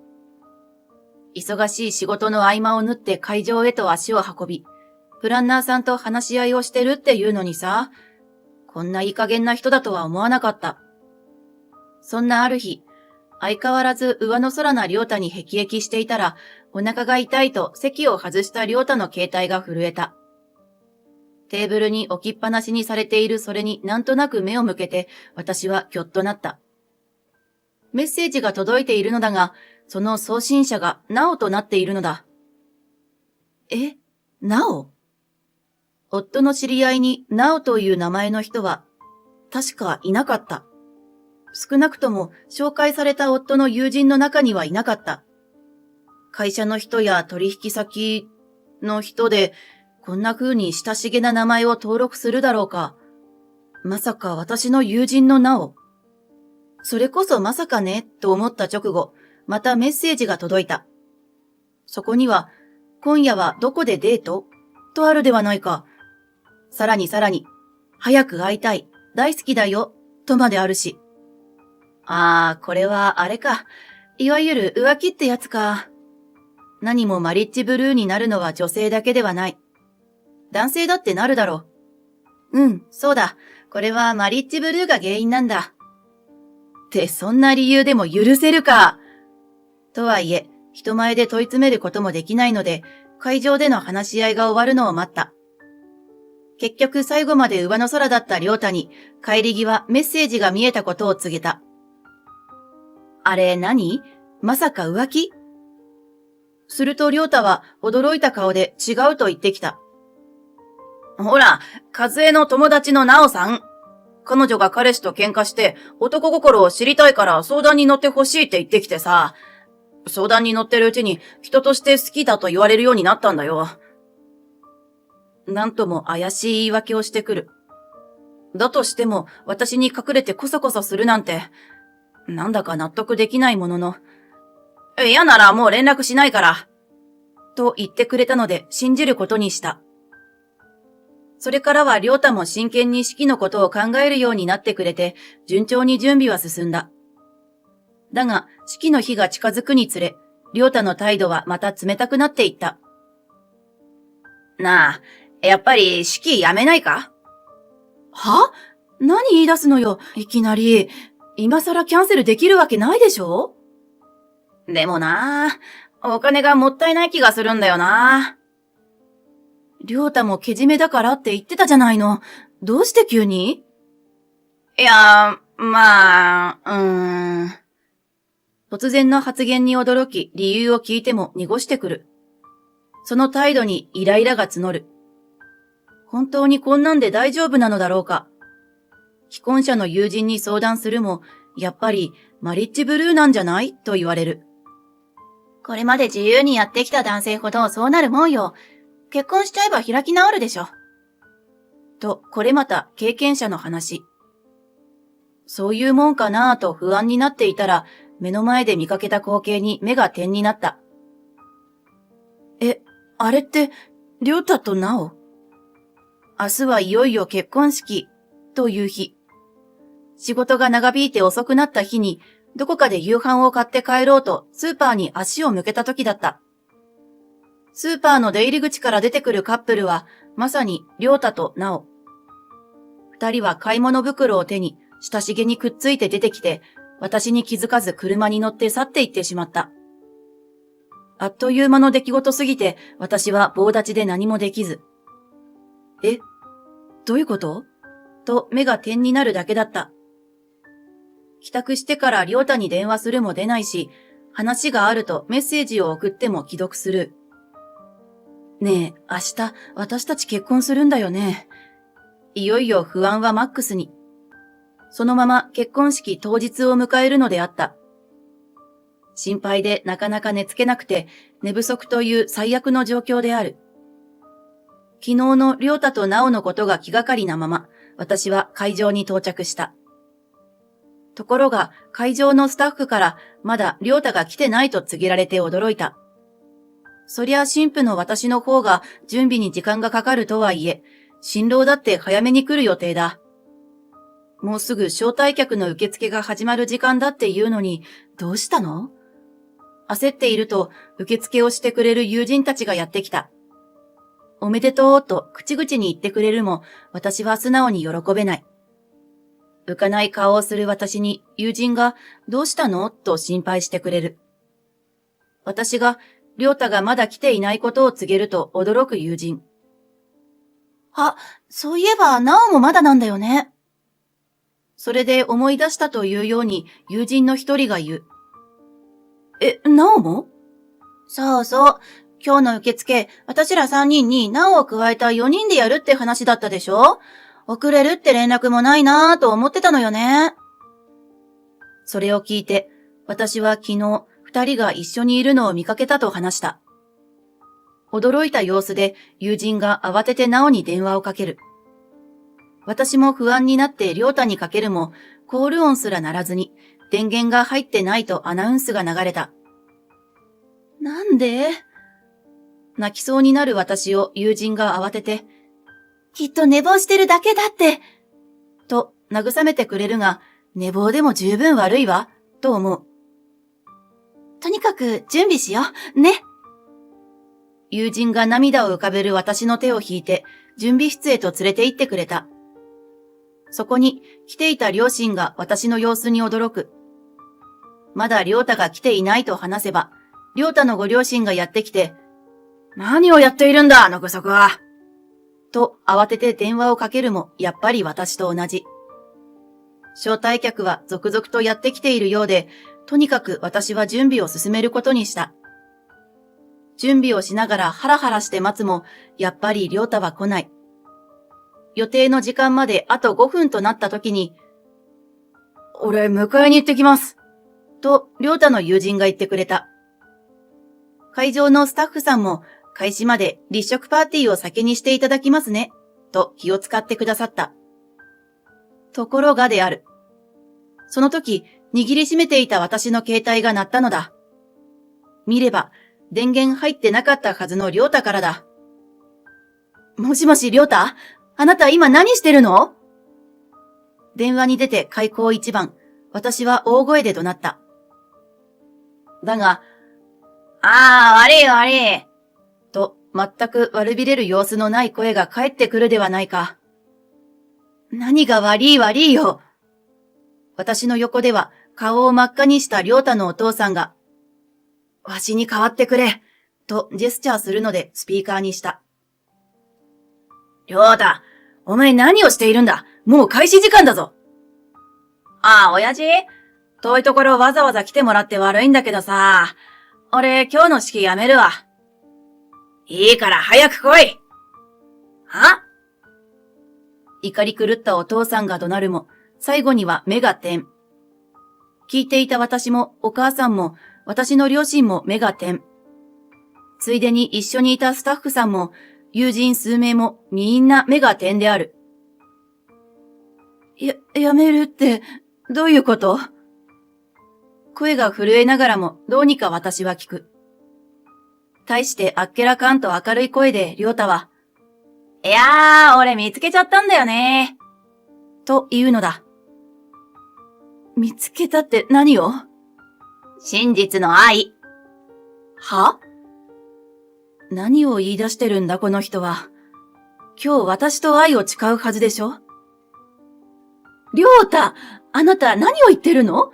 あなたの愛する人が今式場で待ってるのよ。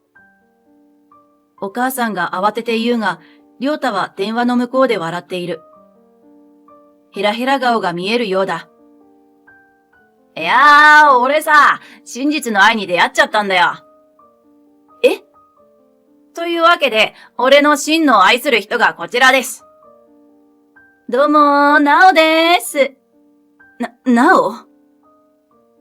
りょうたの紹介で現れた新たな声。それは紛れもなく友人のなおの声だった。なおは言う。ごめんね、かずえ。でも、りょうたを責めないでね。私たち本気で愛し合ってるのよ。かずえと出会う前に私たちが出会っていたら、って本当に申し訳なく思うの。でも、許して。気持ちはどうにもならないの。私たち真剣だから。じゃあそういうことで、そういうことで、じゃない。何人の結婚相手を奪って軽い謝罪で済まそうとしてんのよ。理解が追いつかない私たちをよそに。キャンセル料は俺が払うから、それが手切れ金と慰謝料ってことで、じゃあさよなら。と言って、りょうたは電話を切ってしまった。慌ててかけ直すも、もう電源入ってないと流れてしまった。あんの野郎、即座に電源切りやがったな。まあ、それからは大騒ぎ。小さな立食パーティー形式だから、取引先とかの人はいないけど、会社の同僚や上司は呼んでいたのだ。当然のようにみんなカンカン。あ、でも私にはすごく同情してくださったよ。それが余計に惨めなんだけどね。とほほ。りょうたのご両親は土下座せんばかりの勢いで平謝り。でもご両親は悪くないよね。悪いのはりょうたとなお。友人たちも怒り心頭で、あいつらとは絶縁だ、と言っている。まあ、脳内お花畑のお二人さんにとっては、友人がいなくなろうとどうでもいいのだろうけど。りょうたがお金出してくれるってんなら、このままパーティーしよう。と誰かが言い出した。そのまま、私の慰め会へと移行し、飲めや歌えやの大騒ぎ。そのおかげだろうか、私は泣きながらもどうにか、この世から消えたい、と思うことはとどまれたのである。きっと一人になっていたら、ショックでどうにかなっていたかもしれないから。会が終わってからは友人と飲み屋へ。一晩中飲み明かすことで、どうにか私は日常へと戻る気持ちになれたのであった。とはいえ、結婚式、新郎ドタキャン事件は結構尾を引いて、会社ではしばらく腫れ物扱いされることとなる。いつもは厳しいおつぼね様も、しばらくお休みしていいのよと気持ち悪いくらいに優しくなった。一時的だったけど。毎日のように友人が食事や飲みに誘ってくれて、遊びにも行っていたら、そのうち気分は持ち直すことに。半年もすればすっかり立ち直っていた。だが、そんな気持ちがまた突き落とされる事件が起こる。そう、奴ら。りょうたとなお、再び、なのである。今日も一日疲れた、と。何これ。仕事を終えて帰宅すれば、ポストになんだか可愛らしい封筒の手紙が。差出人を見て目を見開いた。なんと、りょうたとなおなのである。何事と中身を見てそっと押しかけた。なんと、二人の結婚式への招待状ではないか。どういう神経してんのあの二人。よりにもよって私を招待するか？確かに二人とも私の知り合いだが、絶縁して元がつく知り合いだ。今や完全なる他人の結婚式に誰が出るというのか。よく見りゃ、ご祝儀は5万円以上でお願いいたしますとある。アホか！思わず叫んで、そのまま破って丸めてゴミ箱にナイスシュー。脳内お花畑どころか、お花畑に住んでんじゃないのか、あの二人。どうやら私との結婚式の全額支払いで貯金がすっからかんになったらしい。ご祝儀で回収しようって腹か。だからって元婚約者である私まで呼ぶな。その後、友人の間でも二人のことが語り草になったとかどうとか。当然だが、誰も式には参列しなかった。私の知らない人間だけ出席してるのかもしれないけれど、少なくとも私の知り合いは出席しなかった。久しぶりにりょうたのご両親からも連絡があり、愚足がごめんなさい、と涙ながらに謝られた。私は絶縁で済むけど、絶縁できない血縁のご両親が気の毒になるわ。その後、二人がどうなったか知らないし、知りたくもない。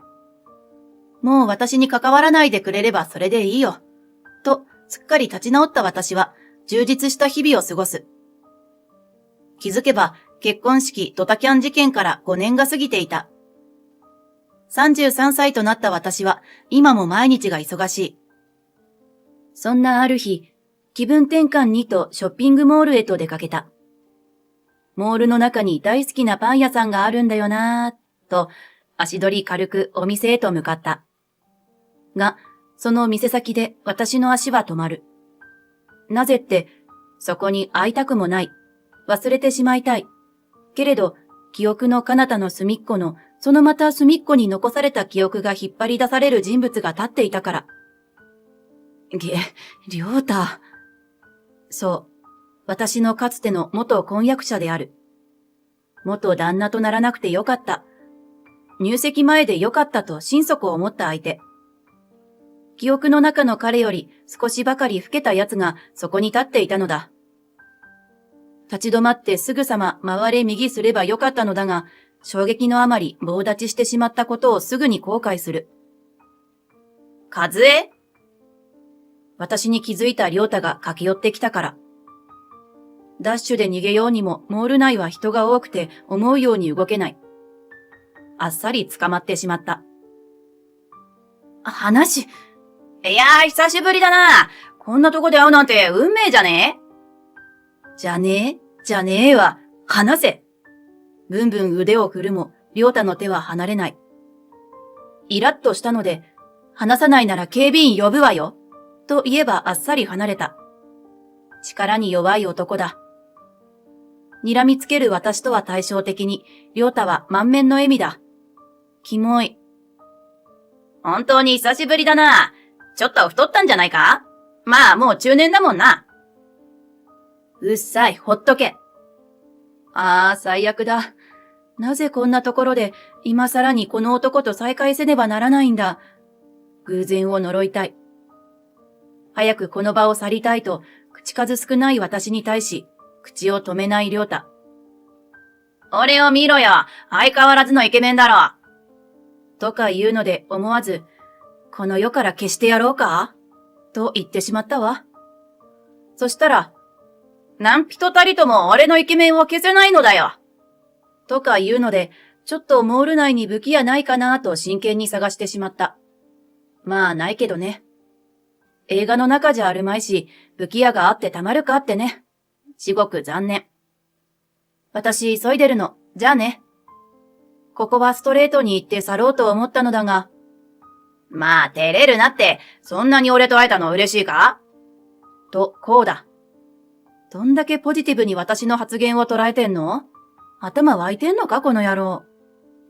まあ、ここで再会したのも運命。俺らやり直さないか？はい？今なんて言った？こいつなんて言ったの？私は思わず顔をしかめて聞き直した。すると良太は、俺たちやり直そうぜ。そう言って手を差し出してきた。手錠ないかな？おもちゃでもいいからこの手に手錠をかけておまわりさんに引き渡したい。罪状は、そうだな。キモいのでこの世から消えてください。とでもしておこうか。くださいと、くださいとかけてみました。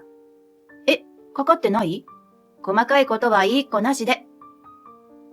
やり直すって何言ってるの？あなた、ナオと結婚したでしょ？別れた。元気よく言ってきたことに耳を疑う。はぁ？真実の愛とやらはどうなったのよ。それがさ、聞いてくれよ。1秒で終わるなら。1秒？はい、終わり。待ってくれ。せめて1分。5秒経過。いや、さ、あいつ何にもできないダメダメ女でさ、家事はしない、仕事はしないで、2年で離婚したんだよ。よし、1分以内。あなたが家事と仕事やればいいじゃない。真実の愛のためならそれくらいしなさいよ。いや、だって俺失業したし。は？どうやら良太は私との結婚式ドタキャン事件のせいで会社からの信頼が地に落ちたんだとか。周囲から白い目で見られる環境に嫌気がさして仕事をサボりがちになったところで解雇となった。あなたって底抜けのアホなのね。いや、そんな褒めるなよ、照れる。今のどこに褒め言葉があったのか聞きたい。ナオは今どうしてるの？そんなの知らねえよ。あいつ、俺が失業したことギャーギャー言いやがってさ、俺の収入が魅力だったのにとか失礼だろ。なるほど。ナオが良太に手を出したのはその収入額目当てだったわけね。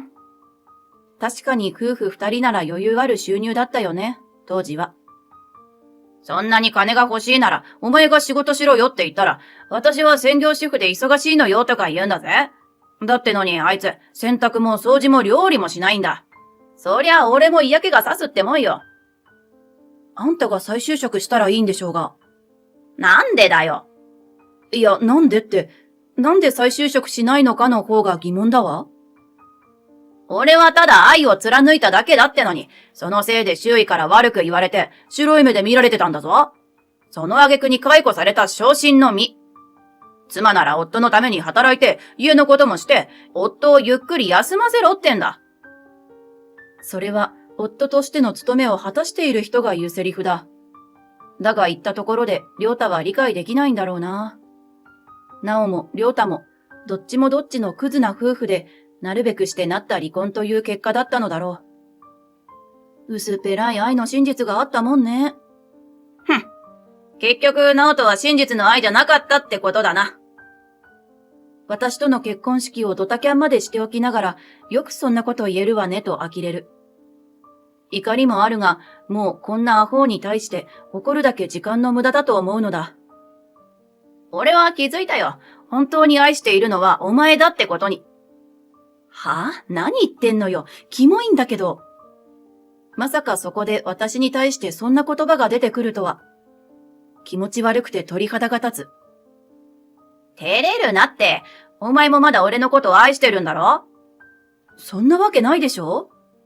まあそう言うなって。俺には全部わかってる。なあ、お前って今何してんの？仕事してんのか？そりゃしてるわよ。前の会社か。そうよ。あれから5年も経ってるんだ。昇格くらいしてんの？あんたには関係ない。してるんだな。さすが俺の女。本気で気持ち悪い。こいつ何言ってんの？マジで頭おかしいんじゃないかしら。何が俺の女だ。冗談にしても立ちが悪すぎる。ひょっとして俺に振られたショックを仕事に向けたとかか？それで昇進したってんなら俺のおかげだよな。礼はいいぞ。俺を養えばすべて許してやる。は？私があんたを許すということがあったとしても、どうして私があんたに許してもらわなきゃいけないのよ。そりゃあ俺を放って一人楽しく生きてるからだろ？意味がわからない。こんなに話が通じない相手だっけ？と額を押さえる。心底結婚しなくてよかったと思う。私は、いい加減現実を見せてやろうと口を開いた時だった。間の悪いタイミングで携帯に着信が来た。誰だと見れば無視できない相手からだ。もしもし。おい、俺と話してる最中に何電話なんかに。うっさい。黙ってろボケ。ぎろりと睨めば気迫に押されて黙り込む良太。それを確認してから私は電話に意識を向けた。電話の向こうから心配そうな声がする。それに対して私は安心させるように慌てて言う。いや、ちょっと嫌な奴と再会しちゃってさ。大丈夫。それよりそっちの方が大丈夫？電話の向こうでは賑やかな声が聞こえてきて、知らず私はほっこりして笑った。そっか、ごめんね。そろそろ帰るから。それじゃあ子供たちのお世話お願いね、パパ。そう言って電話を切った。さてと、良太を見れば目が点になっている。良太？今のなんだ？え？子供たち？パパ？ああ、それね。電話の会話が聞こえたのだろう。良太の体が小刻みに震えている。私はにやりと笑って、先ほど言おうとしたことを告げた。私とっくに結婚してるの。え？しかも半年前に双子を出産したばかり。ほらこれ、私の天使たち。そう言って私は携帯の待ち受けを良太に見せた。そこにはすやすやと天使の寝顔でもって眠る赤ん坊が2人写っている。結婚？双子？お前、俺というものがありながら。何言ってんのよ。俺というものがありながら？あんたなんて私の中には1ミリもないわよ。かけらも存在しないんだけど。冷たい目を向ければ、良太の体がふるふると震えている。屈辱といったところかな。ならばもっと屈辱なお返しをしてやろう。あんたのことなんてこの5年、思い出すことなんてほとんどなかった。愛しい旦那様と結婚してからの3年なんて一瞬たりともなかったわよ。一人楽しく生きてる？そうよ。私はとっても楽しく生きてるわ。ただし一人じゃない。愛する家族と一緒にね。悔しさに歯ぎしりする亮太ににやりと笑いかける。仕事は最初は確かに打ち込むことであんたのことを忘れようとしていた。でもすぐにあんたのことなんて忘れるくらいに仕事に夢中になったし、今は夫となった人とも仕事を通じて知り合えた。おかげでますますやる気になって仕事も成功したの。わかる？私の人生にあんたは全く必要ないの。むしろ邪魔。私はあなたがいないことで幸せになったんだから。ビシッと指を突きつける。私はこれまでもこれからもあんたを必要としない。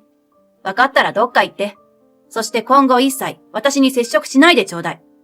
あんたなんか赤の他人なんだから。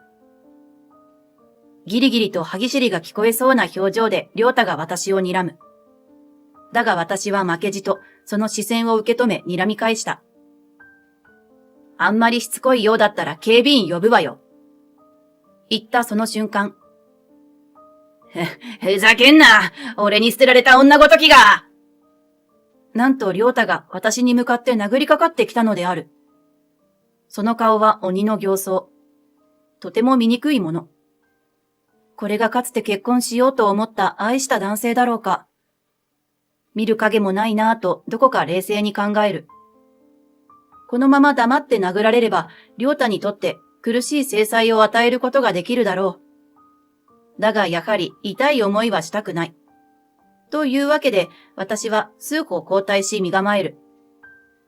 うおーっと気勢を発してかけてくる亮太から繰り出される拳に、すっと手を伸ばして、次の瞬間。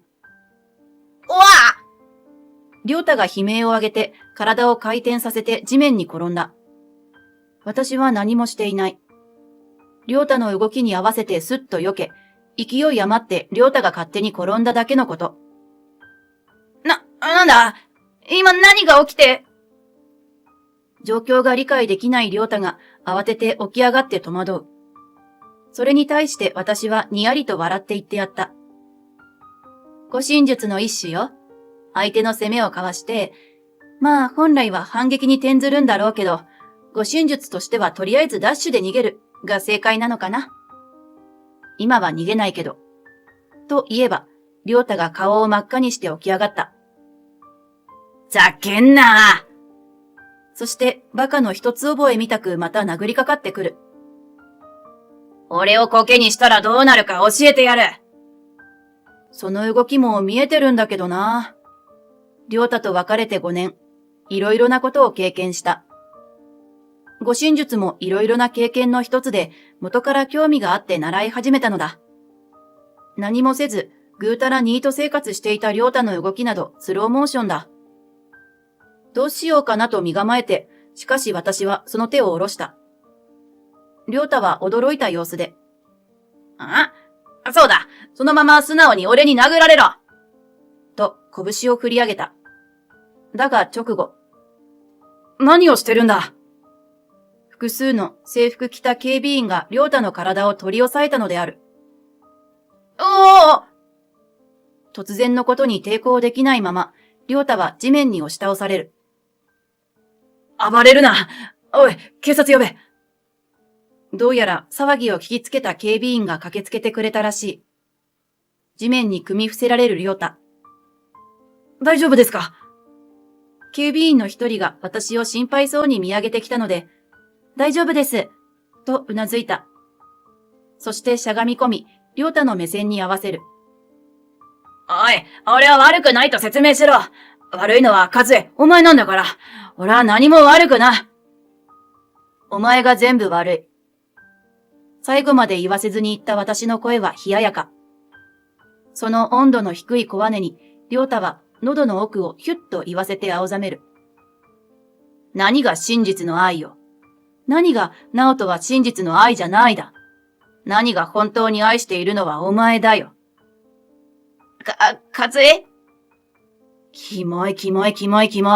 あんた本気で気持ち悪いんだよ。誰がお前なんかと復縁するか。私には愛し、愛される旦那様がいるし、何があっても守りたいと思える愛しい子供たちがいるんだ。なのに何を勘違いしてんだか。二度と私の前に現れるな、クズ野郎。二度と名前を呼ぶな、気持ち悪い。何度も、キモい、気持ち悪いと言い続けて、さすがに心が折れたのだろう。警備員に抵抗する気力もなくなったか、良太は言葉を失って、がっくりうなだれるのであった。その後警察が来て事情を説明。そのまま良太は警察に来ようとなった。暴行未遂ってことで逮捕にはならなかったのは残念。やっぱり殴られておけばよかったのかなと思うも、痛いのは嫌だからまあ仕方ない。家や携帯の番号は知らないだろうけど、職場に電話してくる可能性あるなと思って弁護士に相談。私への接近禁止令の申し立てをし、無事に発令された。しばらくして良太の両親から久々に連絡が来た。どうやら5年前の一件で感動したらしく、絶縁状態だった良太が久しぶりに帰ってきて事のあらましを聞いたんだとか。それで謝罪の電話と引っ越すという話をしてきた。もうあんな具足は見れないからこっそり夜逃げするんだと。親とはいえ、成人した息子のやらかしまで面倒見れないよね。気の毒になぁと思った。良太はといえば、頼る場所もなく、生きる術もなくなったところで行方をくらました。真実の愛どころか、希望ある未来すら失っちゃったね。自業自得だ。そういえばと、友人から聞いた話では、元友人のなおもすっかり落ちた生活をしているんだとか。いい稼ぎだからと、私から奪った良太の当てが外れ、追い出された実家にも戻ることもできなくなり、夜の世界で生きてるらしい。とはいえ、元来働くのが嫌いななおは、貧しい生活を送っているんだとか。ボロボロの服着てげっそりしてたよ、と聞いたが、今の私の心には何ら響かない。こっちも自業自得だよね。真実の愛とやらと引き換えに、周囲の信頼をすべて失った結果だ。私はといえば、双子育児に毎日がバタバタだ。良太のことを思い出す時間など一瞬もない。子育ての合間に夫が言ってくる。ママ、お疲れ様。また気晴らしに一人でお出かけしてくるかい？子供らは僕が見ておくからさ。ありがとう、パパ。でもせっかくだから子供たちとお出かけしようか。だって今日はとってもいいお天気だもの。優しい旦那様に愛しい子供たち。5年前の結婚式ドタキャン事件が嘘のように幸せな日々を送るのだった。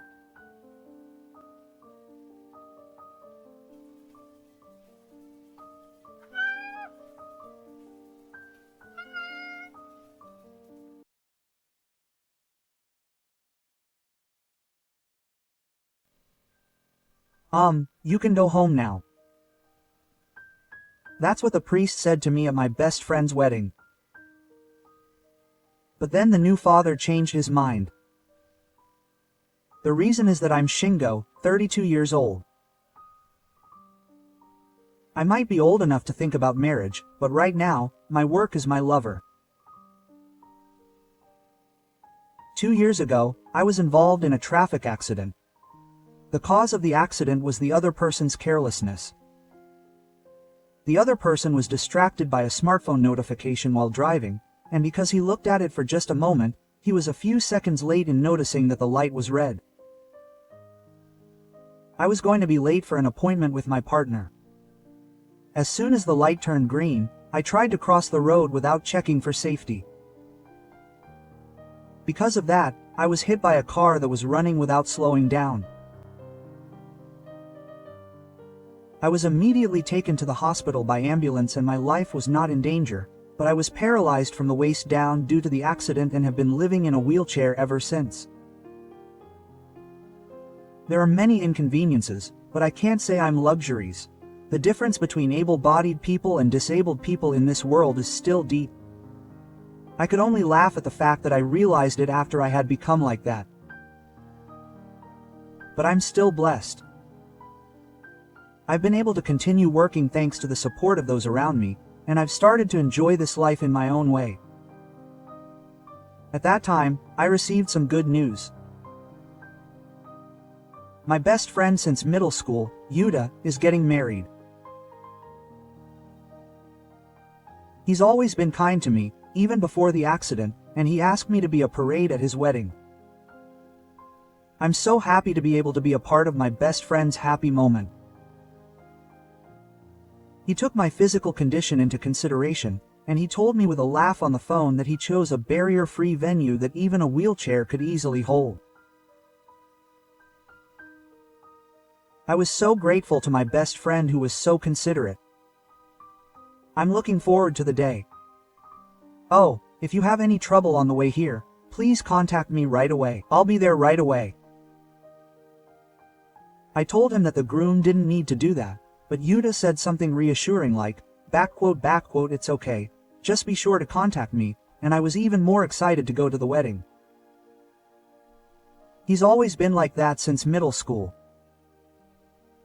His friends around him laughed about how much they were helped by Yuta's smile, and he solved any difficulty. He was popular in class, and I'm sure he would be a good husband and father even after getting married.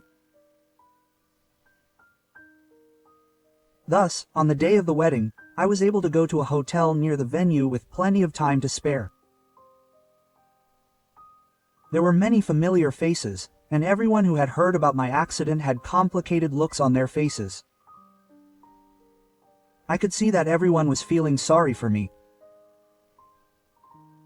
Still, I treated everyone the same as before. Even though I had an accident and became disabled, I am still a great man. I wanted everyone to know that. Thanks to that, my friends who were strangely stiff at first quickly opened up to me. And so the wedding started without a hitch. Seeing my best friend talk so beautifully made my nose sting. There had really been a lot going on between him and me. I remember all of that at once, and the tension in my throat loosened. The ceremony ended without a hitch, as I reminisced about old memories. Next, we moved to the Fatigue Garden venue on the second floor of the venue, where my friends took turns pushing my wheelchair, and the people in the third row on the father-in-law's side all helped me warmly. Among them, there were two people who looked at me with clearly unpleasant expressions. They were the father-in-law's parents. I wonder why there are disabled people at weddings. It's so unpleasant. I'll ask them if there's any way they can get them to go home. It was clear that they were speaking so that I could hear them on purpose. These words were often thrown at me as soon as I stepped outside the house. There was a time when I hated going out because I was worried about what other people thought of me. But now I don't care about it anymore. I fully understand that only a small minority of people think that way. In fact, the other people were very kind to me, so I chewed over and swallowed the words of my father-in-law's parents. The Fatigue Garden is a homey standing garden. I was once again impressed by the exquisite height of the table, which is easy for me and those standing to reach. It is a fatigue garden that has been decommissioned in every direction. While the groom's priest was walking around the ground, Yuta came over when he saw me. Good, it seems that you arrived safely. If you arrive, please contact me, he will be worried. Apparently he was very worried that I arrived safely at the ceremony hall. I don't want to be friends with you anywhere. He then voluntarily told me about the location of the ramp and elevator that I thought was the tallest. As I was listening to him, nodding in agreement, my eyes suddenly met with the priest standing next to him. He seemed to glare at me for a moment, but when our eyes met, he hurriedly smiled. I was a bit taken aback by the awkwardness, but the reason why the new father behaved like that soon became clear. When Wolf Yuta left me and was having fun with the company guys, the father and wife came next to me and looked down at me with a disgusted look. I'm going to have to go home now. The gentle impression he had given to the people around him disappeared, and the priest spoke at once. This wedding was something that he and I spent many days creating. I don't want it to be ruined by someone like you. Ha! When I gave a half-hearted reply to the new father's amazing appearance, the new father became even more upset. Anyway, you know, how dare you think you should leave like that? If it were me, I would decline. It's too brazen for a disabled person to come to such a happy occasion. But I've been his best friend since middle school, so it's even more so. Don't you feel embarrassed to come to your best friend's party with your body like that? I couldn't help but stare at my new father, who raised his voice. I couldn't say anything back, but he looked down on me and insulted me. He doesn't want disabled people to be in photos. Just being in a wheelchair makes you look bad. This precious ceremony will be ruined because of one disabled person. I was speechless as he painfully talked about the prejudice against disabled people. Then he pointed at the people around him and said, "Look around you. Don't you know that you're out of place yet? Just having you here makes everyone feel awkward and uncomfortable." Those words pierced my heart deeply. Since I became a wheelchair user, I have been helped a lot by the people around me. Not only acquaintances, but even strangers on the street would call out to me if they were in any way bothered. At first, I felt very sorry about that. I was making them feel uncomfortable. Maybe they think I'm a nuisance. What if they think disabled people should stay at home? My thoughts became more and more negative, and I started to feel depressed. Up until now, I'd been optimistic that as long as I was alive, I'd be able to make it through, and even when I stumbled, I'd overcome it with determination and willpower. But this accident made me realize that willpower alone wasn't enough. My body wouldn't move the way I wanted it to. My lower body didn't feel anything even when I tickled or pinched it. I felt like I wasn't needed by society. I cried when I felt that just going outside would be a nuisance to others, so from then on I stayed home unless I had a very important reason. No matter how depressed I was, society would keep moving forward. I was being left behind and becoming a useless person. The more I thought that, the more I denied myself. As I was remembering that past, my new father put an end to me. It's because people like you live so proudly that we able-bodied people are a nuisance to us. Disabled people should stay at home and behave like disabled people. Disabled people are like disabled people, and I never thought I would hear those words from a complete stranger. But maybe it's true. No matter how kind you are, everyone feels uncomfortable with being different from you. Some people may not say it out loud, but they may be thinking it deep down. When I was still living without any inconveniences, did I ever think about those people even a little? How ignorant I was. Feelings of pathetic and miserable oppress my heart. I'm sorry for the trouble. I'll be back soon. Hearing the words I was finally able to say, my new father sighed with relief. That's fine. But I feel bad about letting you go like that, so I'll at least listen to your opinions. Of course I intend to. I've already handed out my shogi at the reception desk, so there shouldn't be any problem. I quietly moved the wheels of my wheelchair and turned away from everyone. At that moment, I heard Yuta's voice from behind me. "Hey, where are you going? If it's the bathroom, I'm sure I can get there." As if he thought I was going to the bathroom, Yuta started pushing my wheelchair as if it was the most natural thing to do. Even that kindness was painful for me now. When I couldn't say anything, my new father spoke for me.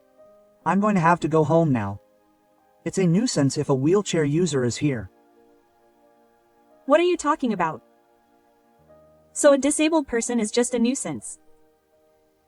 Yuta's expression was rapidly turning angry. What are you saying? He's my best friend. So what's the point of being with a disabled person like this? I'm saying this for your own good. Don't mess with me. He's the president of the company where I work and he's the one who saves my life. What? The word president made my new father's smile freeze. In fact, I started a business after graduating from university. At first, I was doing it alone, but one day I got into trouble with my boss at work and slammed my resignation letter on the company, and I met up with Yuta. I no longer trusted the company itself, and when Yuta was at a period of self-reliance, I invited him to join this company, which was the reason we started working together. We exchanged opinions to make the company better, and sometimes we even clashed. However, the reason I was able to work so hard and achieve such good results was because of Yuta, who was more passionate than anyone else. Every time we drank together, Yuta would say to me, "You are my life's keeper." If you hadn't picked me up, I might have been a slacker by now. I laughed every time he said that, thinking it was an exaggeration. Now the company has grown and I have about 10 colleagues to work with. Just then, I had an accident. Yuta was the first to come to me after asking other employees to do the work. I still vividly remember Yuta crying in the beauty salon without anyone noticing. While I was away, Yuta worked hard with his colleagues for the company, and it was he who gave me a job when I was depressed. No matter what you look like, you are the president of this company. From now on, I will support you with all my might. He gave me encouraging words and pulled me by the hand.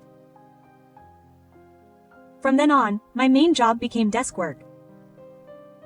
Yuta changed the office to a simple one without any unnecessary things so that I, who is in a wheelchair, can spend my time there without any problems, and he also improved the equipment for teleworking.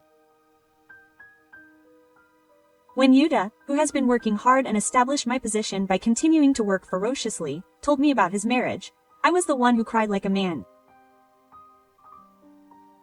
I was truly happy that Yuta, who even volunteered to do the dirty work for me, was happy.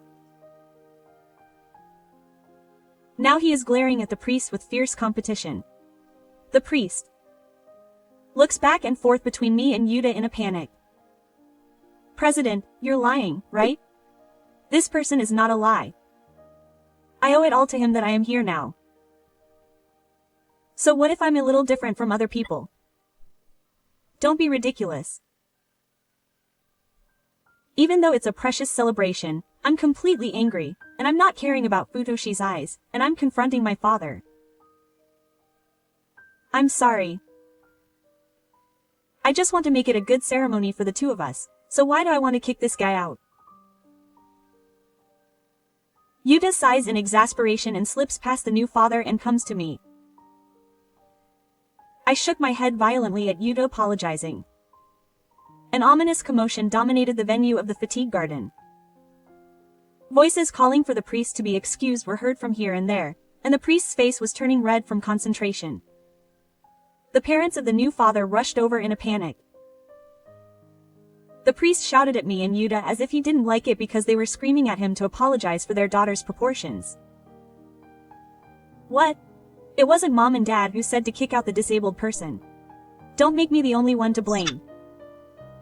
The parents also hurriedly explained their reasons.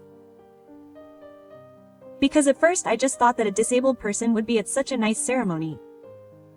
But I didn't know that he was the company president." When the new father's mother said that she was really sorry, the father also fought. "I'm really sorry, but I'm really moved that he's working well even though he has a disability. I hope that we'll continue to work together in the future." He apologized to me, so that was enough, but Yuta was different. It's terrible that he suddenly changes his attitude just because he's the company president. Hearing his words, Shin's parents began to sweat oilily on their foreheads and look back and forth. After leaving Shin's parents, Kota glared at Shin's parents. Thank goodness. They hadn't even filed their marriage registration yet, and the priest's face was getting paler and paler at the meaning of his words. He apologized to me but not to this guy, so I've already given up on him. I'm sorry, but I can't marry such a cold person. Everyone on Shin's side nodded in agreement to Yuta's words, and the priest's side looked at him and his parents in amazement. The priest hurriedly swept down to me and knelt down. I'm really sorry. I couldn't help it because I have prejudices because of my parents' influence. Please forgive me. Even after all this, Shin's parents kept saying that they were not at fault, and even I was astonished. Still, since it was a precious Sunny squad, I wanted to forgive him and get away with it, but Yuta was different. It's too late now. I don't want to marry a woman who only looks good on the outside but is a scumbag inside. Saying this, I glanced at my parents. Of course, I had a relationship with Yuta's parents. They cared about me so much that they took turns coming to visit me every day like I was their own child when I had an accident. Yuta's parents silently nodded in approval of his decision. He then apologized to each and every guest who came. It was a ridiculous wedding, but the new father's family saw Yuta in such a manly outfit and everyone was convinced of the outcome. After that, my new father and his parents came to the company without an appointment and apologized to me directly. I was planning to forgive him, but Yuta showed no sign of forgiving me, and the engagement was called off. But the priest still couldn't give up. He clung to me and Yuta many times, in front of the company every day. Yuta was finally furious at his new father, who was crying and acting like a tragic heroine. If he came again, I'd call the police. After I told him that, the new father stopped coming. I heard later that the priest really wanted to marry Yuta and enjoy a life of service. She would not eat a set meal, would start work depending on how she felt that day, and would quit if she was displeased, and her parents were fed up with her.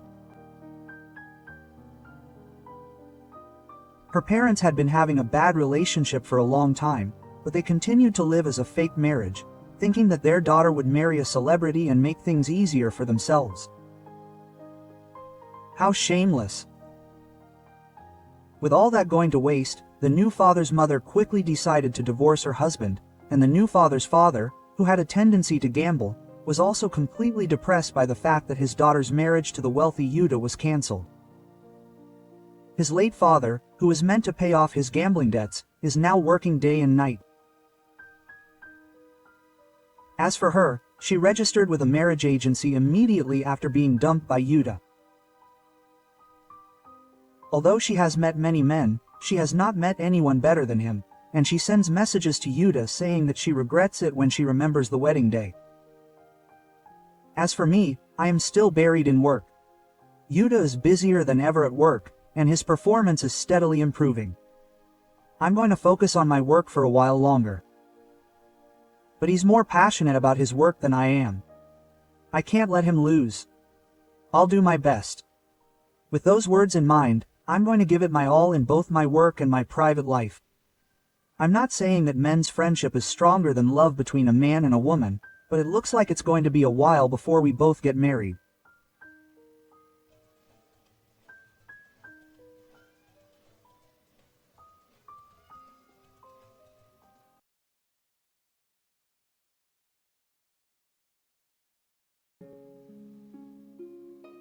A woman who was the worst and most annoying appeared in my brother's wedding after he recovered from his reclusion.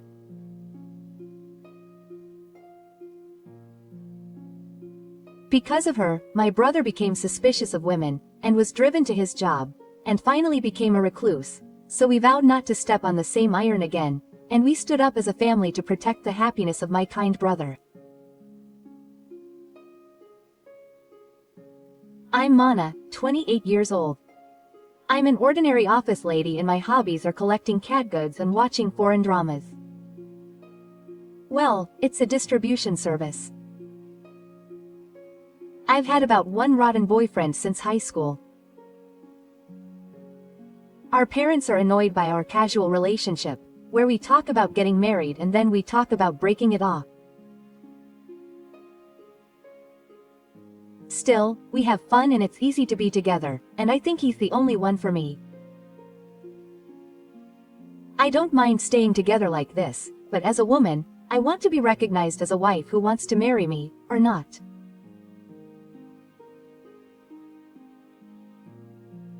Anyway, today is a very happy day. Yes, it's my brother's wedding. My new father, Misa, is 32 years old, 1 year older than my brother. He's a very nice person and I made a good impression on him from the first time we were introduced. But she was the kind of woman who would choose my brother. I wondered if I could trust her, and I became suspicious. No, I was wary at first, thinking that I couldn't let my guard down yet. Looking back, I'm sorry. But ever since he started dating Misa, my brother has become more and more cheerful, and he has shown me a lot of happy faces. So when he told me he was going to marry Misa, I was so happy that such a wonderful person would become my sister. You did it, brother, that's a big win. I'm so glad. My parents and I were so happy, like children. You might think that marriage is a celebration, but that's an exaggeration. No, that's not true. There's a reason why the whole family was happy. My brother had been suffering from suspicion of women for a long time. It was because of a woman he had dated before. He was originally a kind and caring brother, but he was never a gloomy person. But at one point, he couldn't talk to his family, he couldn't go to work, and he was a recluse. My brother met Misa, she healed him, and now he has happily managed to get married. At one point, I was so depressed that I wondered what would happen, so my parents and I were really happy and congratulated this marriage. Today's wedding was supposed to be a happy day for the whole family. Yes.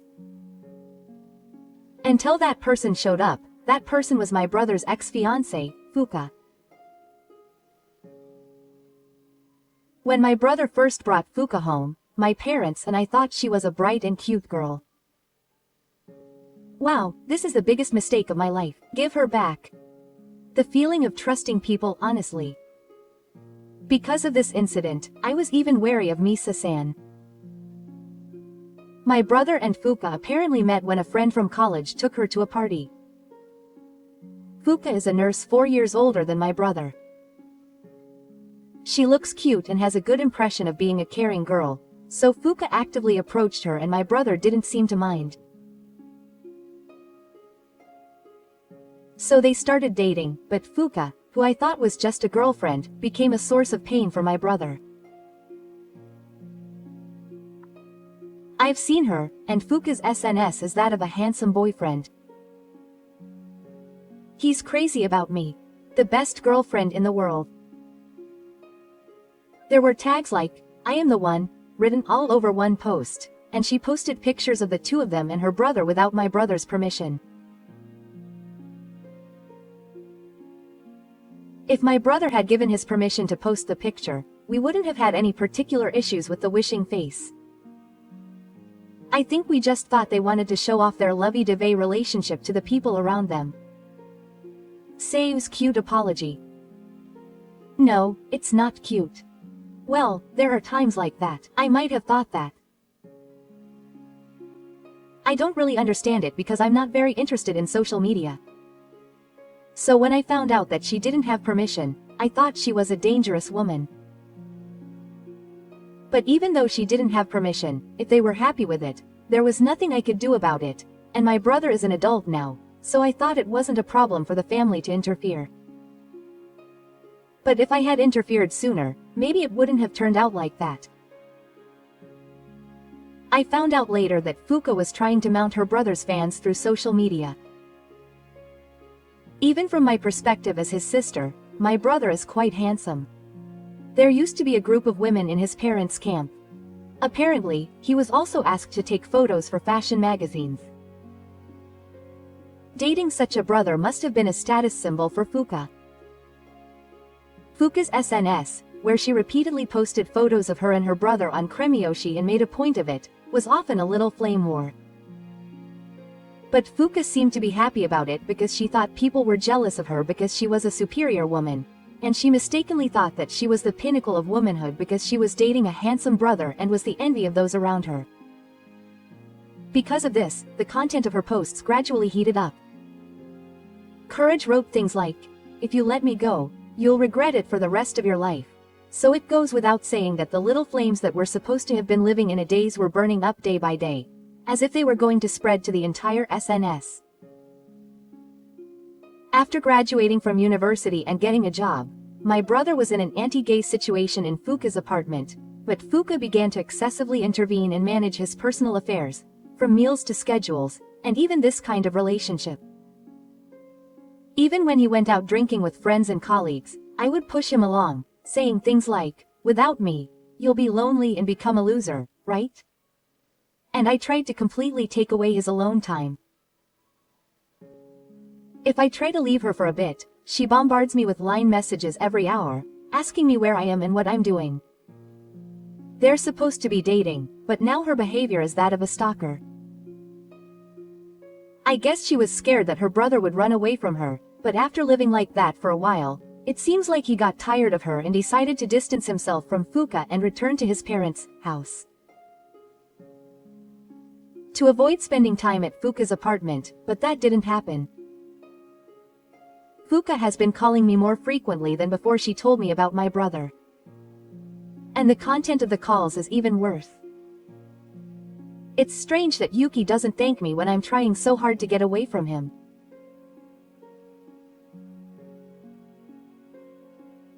Not only did she tell my brother that if he dumped me, she would spread the word that I was being played by Yuki's company, but she also contacted me in the worst way possible.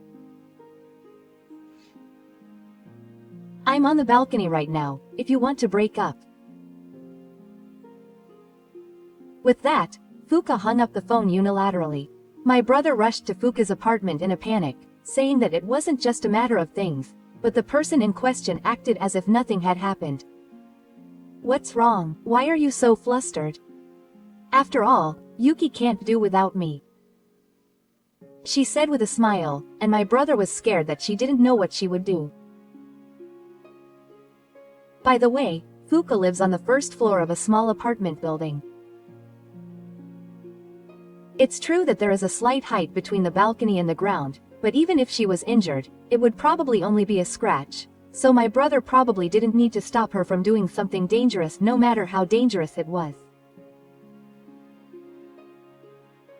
However, at that time, my brother was no longer able to make calm judgments, and since my brother was the reason why Fuka was doing something dangerous, I don't think he could ignore it because it wasn't okay for him to get a scratch.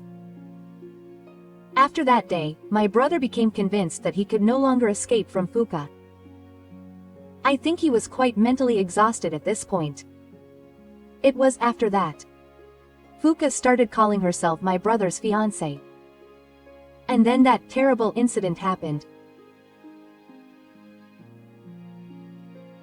When my brother was having a business meeting with a woman from a client at a cafe, Fuka happened to see them and immediately posted a photo on SNS. It was an affair with my fiancé talking intimately with another woman. I don't know if there were people who believed that my fiancé was secretly meeting with a young woman. However, the post continued to spread, and some even identified the woman, causing a big fuss. The woman was a person in charge of the client, and the consultation was in its final stages, so the client was furious and said that they wanted to reconsider the deal if they were to get involved in such trouble.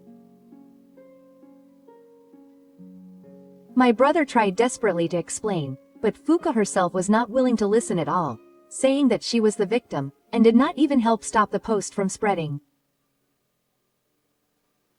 In the end, the contract with the client was a spur-of-the-moment death, and my brother's company suffered a huge loss.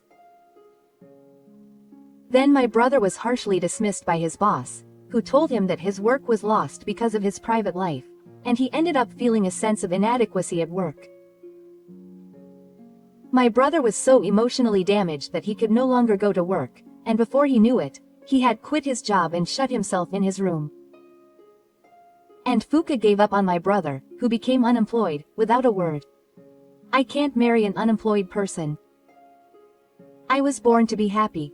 Quote. That was so surprisingly easy.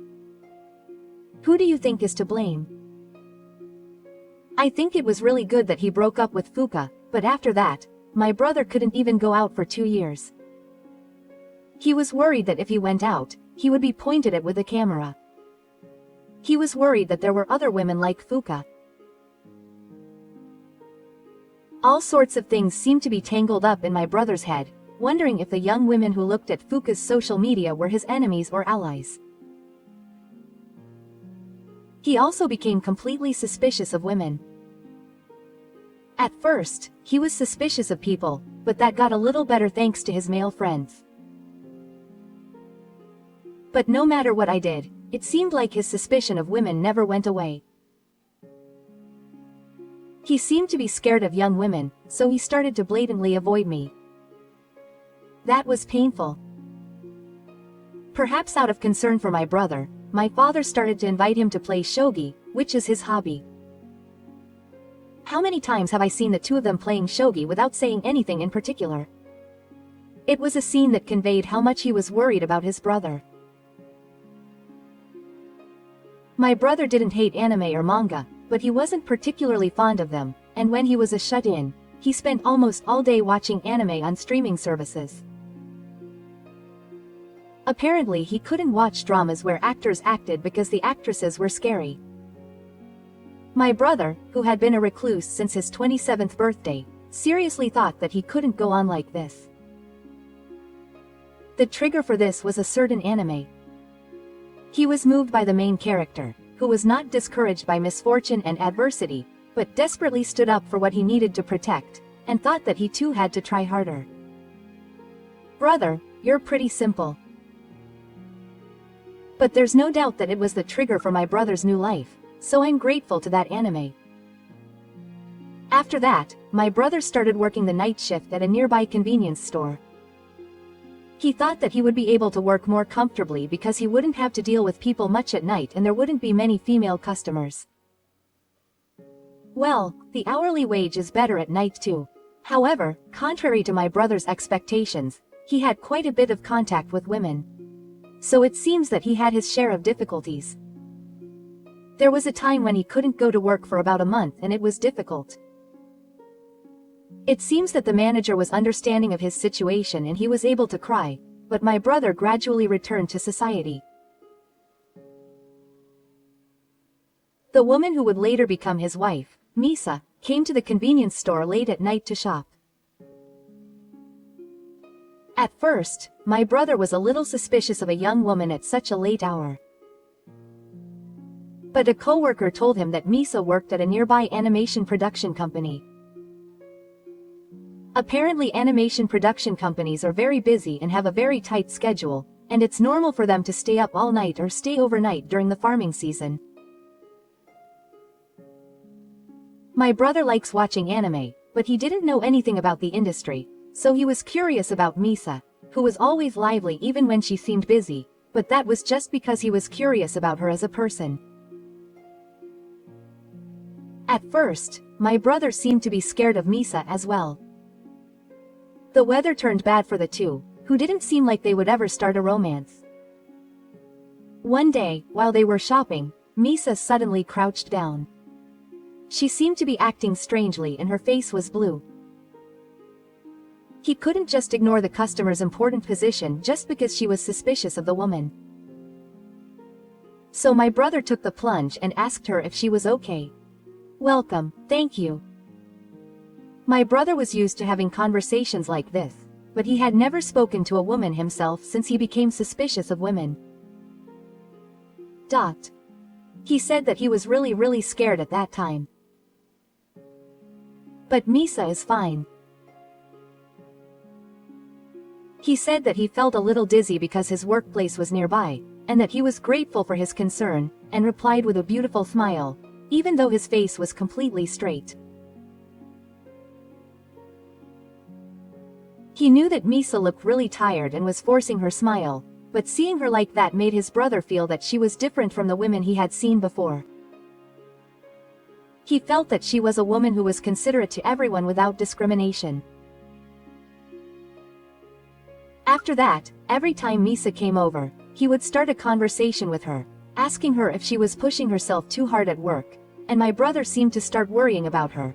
But no matter how busy she was, she would talk about her work with a happy attitude, and his brother was also drawn to her because she had a goal. I think I understand that very well. For several years, my brother had no goals in life. At that time, Misa was not just a woman he was interested in, but the only woman he could respect. It was a big change for my brother to be able to respect women. But it doesn't seem like it will develop into love between a man and a woman. But the God of love did a miracle for the two of them.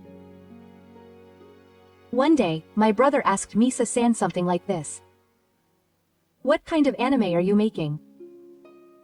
"Oh, it's a bit embarrassing to talk about it now." Well, that said, among the titles Misa-san gave, there was an anime that encouraged my brother when he was a recluse and gave him the opportunity to go out. That anime really helped me. When my brother said that without thinking, Misa-san said, "Really?"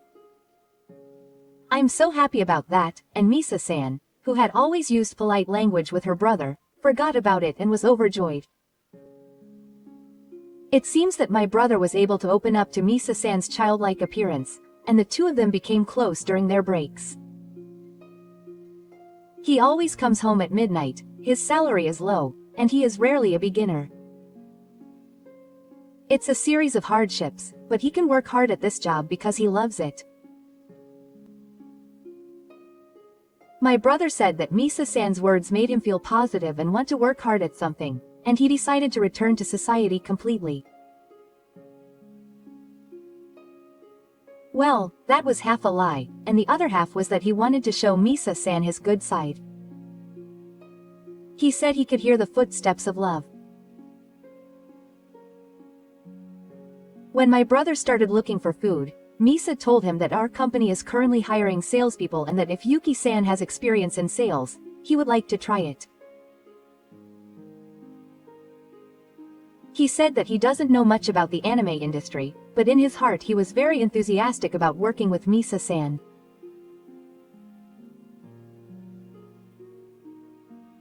He was nervous at first, but when he went to the interviewer said that if he has experience in sales, he would like to ask him to play a role between the production manager and the client, and he thought that he might be able to do it.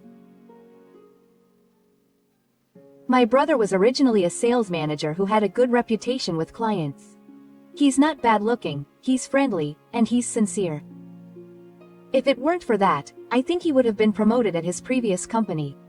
It seems that sales at anime production companies are very hard work. It's difficult to adjust delivery dates, and it's easy to get stuck between the client and the production side. But there are a lot of black production companies, but ours is relatively decent, we pay overtime properly, and we have holidays. Also, everyone has a great passion for the work. That's what my brother said. It seems that he was still a little scared of women, but when he saw Misa-san working hard, he was desperate to not lose to her. Also, it seems that Misa's presence itself was the trigger for my brother to fix his suspicion of women. Little by little, my brother became less afraid of women through his work and his interactions with Misa. As he worked with Misa more and more, the distance between them grew closer, and eventually the two started dating. Apparently Misa was the one who confessed to him at first. It took time, but my brother regained his confidence in women through his work, and finally proposed to Misa. Yes, my brother has been through a great deal that would have been unthinkable when he was still suspicious of women, and has now reached this point. My brother had told Misa about his time as a recluse and the mental damage he suffered from his ex-fiancée, and she accepted all of that and agreed to his proposal. Yes, as I thought, Misa was a wonderful person, just like my first impression. Maybe because of Fuka, my brother was more careful about choosing a woman this time and met someone like Misa. Thinking about it, I guess it would be okay to thank Fuka a little for the pinky nail rain. Just a little. Other than that, I don't feel any gratitude, just resentment. So I was really excited about today's wedding and the reception and wanted to congratulate my brother and Misa, but I never expected it to turn out like this. The wedding went off without a hitch, and the reception began in a festive atmosphere. Misa-san was wearing a subdued dress, but her good upbringing and elegance were visible, and she looked really beautiful, and my brother looked 30% more handsome. I thought it was nice to be surrounded by blessings, and my rotten boyfriend from high school came to mind. He doesn't seem like he'll propose to me in a touching way. I was thinking about this while looking at my happy brother and Misa-san, and at the end of the reception. Then something happened. Just before the surprise video prepared by the father of the groom was played. Wait a minute. The door to the venue slammed open, and a woman suddenly appeared in a pure white, fluttering dress. It was a gaudy design with wings on her shoulders, and it was decorated with exquisitely tacky red and green sequins that looked like they were bought at a local craft store. The skirt also seems to be made of a lot of sheer fabric, but the shape is like a shampoo hat. What's more, every time she walks, the powdery fabric reflects the lights in the venue and falls, sparkling and falling. Maybe that weird outfit isn't handmade. If so, it can only be thought that she left her fashion sense in her mother's womb before she was born. I want to ask her a lot of questions, but everyone in the venue was wide-eyed at the sight of the woman. Yes, this woman who appeared dressed like an old idol, to put it nicely, is Fuka, my brother's ex-fiancé who had been so cruel to him. Who, what? That outfit doesn't make her new father's friend. She's dressed in a funny way. Is it even more unnecessary? The venue was buzzing with surprise. It was certainly a surprise. It was the worst possible development for our family, but Fukagawa walked slowly to the center as if walking down the aisle, waving her hands with a smile. Just like an idol doing fan service. Although there were no Fuka fans here, everyone was shocked. What kind of nerve does she have? Her heart is too strong. Yahoo! Yuki-kun, it's been a while. Oh. The moment my brother saw Fuka, he looked scared. It was as if he had choked up. It was as if he couldn't speak. It's no wonder. This woman had caused my brother to withdraw into himself for several years. What did you come here for? How did you know that my brother was getting married today in the first place? In response to my question, Fuka spun around, flipped the hem of her dress, and smiled proudly. I'm sorry. I'm wearing such a beautiful dress. But don't I look more like the bride? No, that's not true. I don't want a bride like this. As the venue was buzzing, my brother was at a loss for words and didn't say anything.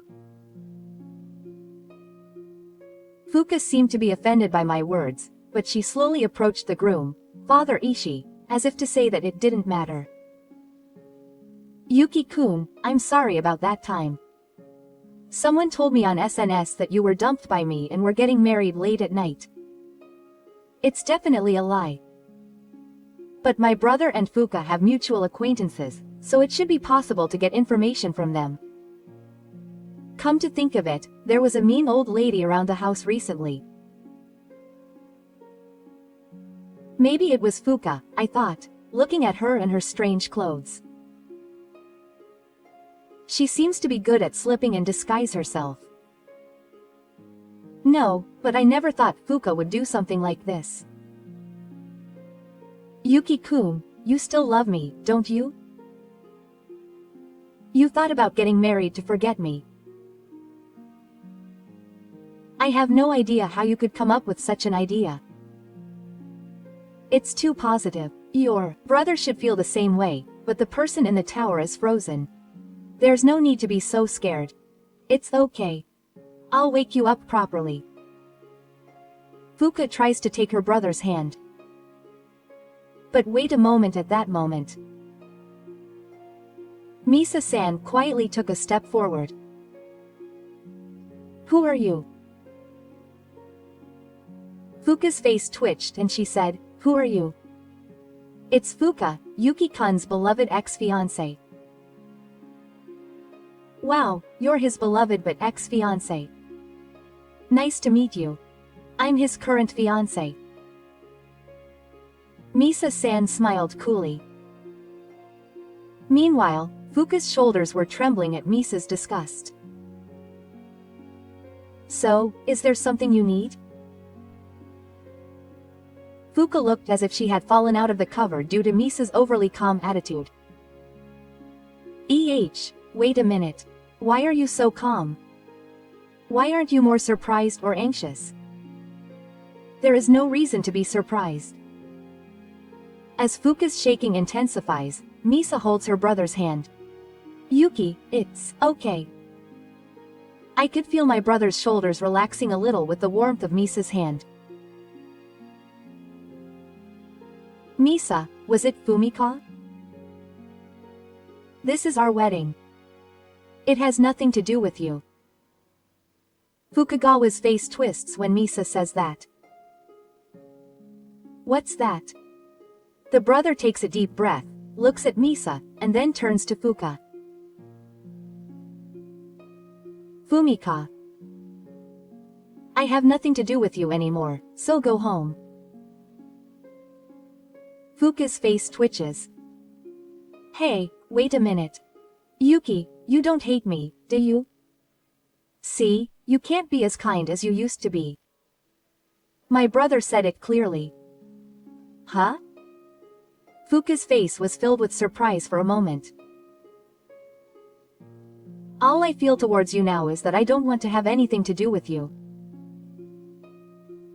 The room quieted down and my brother continued. It's been years since we broke up, but I think you still have feelings for me. We live in an age of social media now. If you still have feelings for me, you would have contacted me or something. I thought maybe you were so shocked by the breakup that you were afraid to act proactively. I'm astonished. You're so naive in your head. Well, don't say such rude things. You're the one who said so many rude things. Well, if it's rude, it's fine. Hey, you already know. I can do things that you think are rude, and I don't care about you. If you still have feelings for me and you're too scared to act, I can't do anything that will make you hate me. That's not right. That's why you should go home. The moment my brother said this firmly, Fuka's face distorted greatly. Fu, don't mess with me.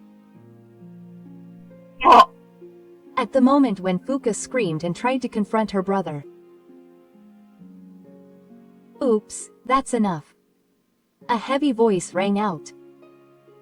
The owner of that voice was my father. He stood up and approached the ceremony staff, and took the microphone. He was about to say, Hey, Dad, it's time to say hello now, but my father cut me off with his hand and said, Change. I thought now was the right time. Fuka was dumbfounded for a moment, but he quickly returned to his expression, put his hands on his hips and shouted. Oh, you're Yuki's dad, right? You said I was a cute young lady when I visited your house before. That's funny. My father walked towards Fuka one step at a time. Fuka let out a, sound. When Yuki was a recluse, I hired a detective to investigate you. Heka's face twitched in surprise. After you broke up with Yuki and quit your job as a nurse, You asked many men for money without trusting them, but you blocked their contacts and never spoke to them again. Hey, what's that? Isn't that an infringement? And I quit nursing because I was planning to get married. But it's not my fault that Yuki ended up unemployed. Of course he needs money to live. I couldn't pay him back because I didn't have the money. That's all. It's not Yuki who is at fault for pushing me into this situation. Yumika blamed everything on her brother. That may be true in Yumika's mind, but I think she should just work normally to earn her living expenses. Let me mention that at the same time. Almost all the hospitals she worked at were in trouble for being too close to male patients. It was also on a word-of-mouth website. There are nurses who ask her out on dates. Is this something she does while on duty?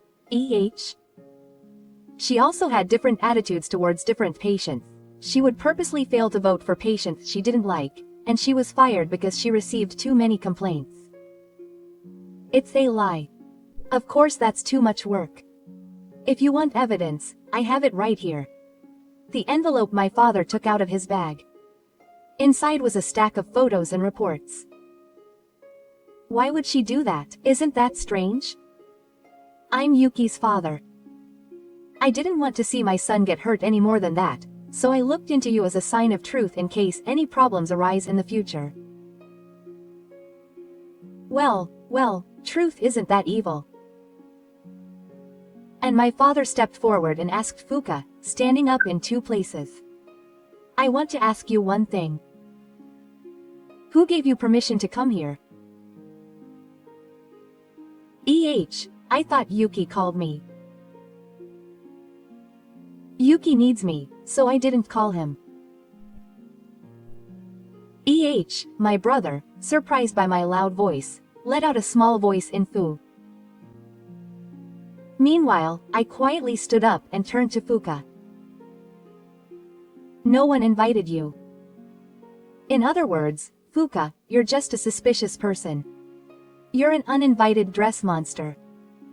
Dress monster? Fuka's face turned red. A chuckle spilled from the hall, and what's a dress monster? Fuka slammed her face on the table with a red face. Yuki-kun, are you serious about marrying this woman? A woman like that will dump you soon anyway. I could have protected Yuki-kun for the rest of my life. As soon as my brother became unemployed, you quickly dumped him, but now you're completely ignoring yourself. Stop it. I was broken in body and mind once because of your self-satisfied protection. What do you mean by protect? I don't want to get involved with you again. It's not a but. I yelled at Fuka, who was trying to cling to my brother. How dare you call me and try to get close to my brother after this? I can never forgive such a woman. I won't be satisfied unless I say something. What are you suddenly saying? How much my brother has suffered, how much he has rehabilitated his mind and life, and how much he has tried to trust people again. And how much Misa-san has supported my brother. I've been watching him closely for a long time. You don't know anything about my brother's struggles or Miso-san's kindness, do you? It's fine because I have no intention of knowing. You don't know anything about me, but you're just doing whatever you want. I don't want to know anything about you. I ran to block Fuka, and a small applause broke out from the audience. However, Fuka was probably angry at the audience's reaction, which was not on her side. With her face red and angry, Fuka rushed towards the wedding cake, yelling that everyone was getting in her way. The staff rushed in, but Fuka stepped on the hem of her fluttering dress and fell over. She plunged face first into the base of the cake with cream still on her head. A small scream and a pitiful laugh rang out from the audience. The staff quickly responded and tried to help her, but Fuka shook it off with her cream-covered hands. It was the best she could do. By the time she stood up, her face, hair, and dress were covered in cream. The cream that had gotten deep into her nostrils flew away like a fire hose with Fuka's breath. The white dress was whiter than dirty with the cake. It was ironic, even though her heart was pitch black. Ah, I've said too much. Still, she refuses to admit defeat, and the audience is shocked by her appearance as she approaches the microphone. It's already a horror. It's so scary. No one seems to feel sorry for Fuka, and the laughter gradually grows louder. Then, a low, calm voice comes from the speaker in the venue, "Excuse me. Could you please excuse me for a moment?" It was my father again. Slowly taking the microphone, my father stood in the men's area, looked around the venue with a smile, and then looked at Fuka. Thank you for taking the time to attend today for my sons Yuki and Misa despite your busy schedules. We are truly grateful. And you are a guest who has just come in. Well, I don't think you need to thank us, but as he says this, he looks at Fuka.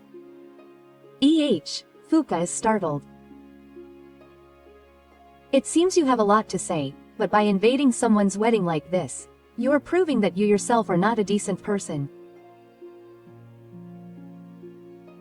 When my father quietly spoke, the venue went silent, and then applause and laughter erupted.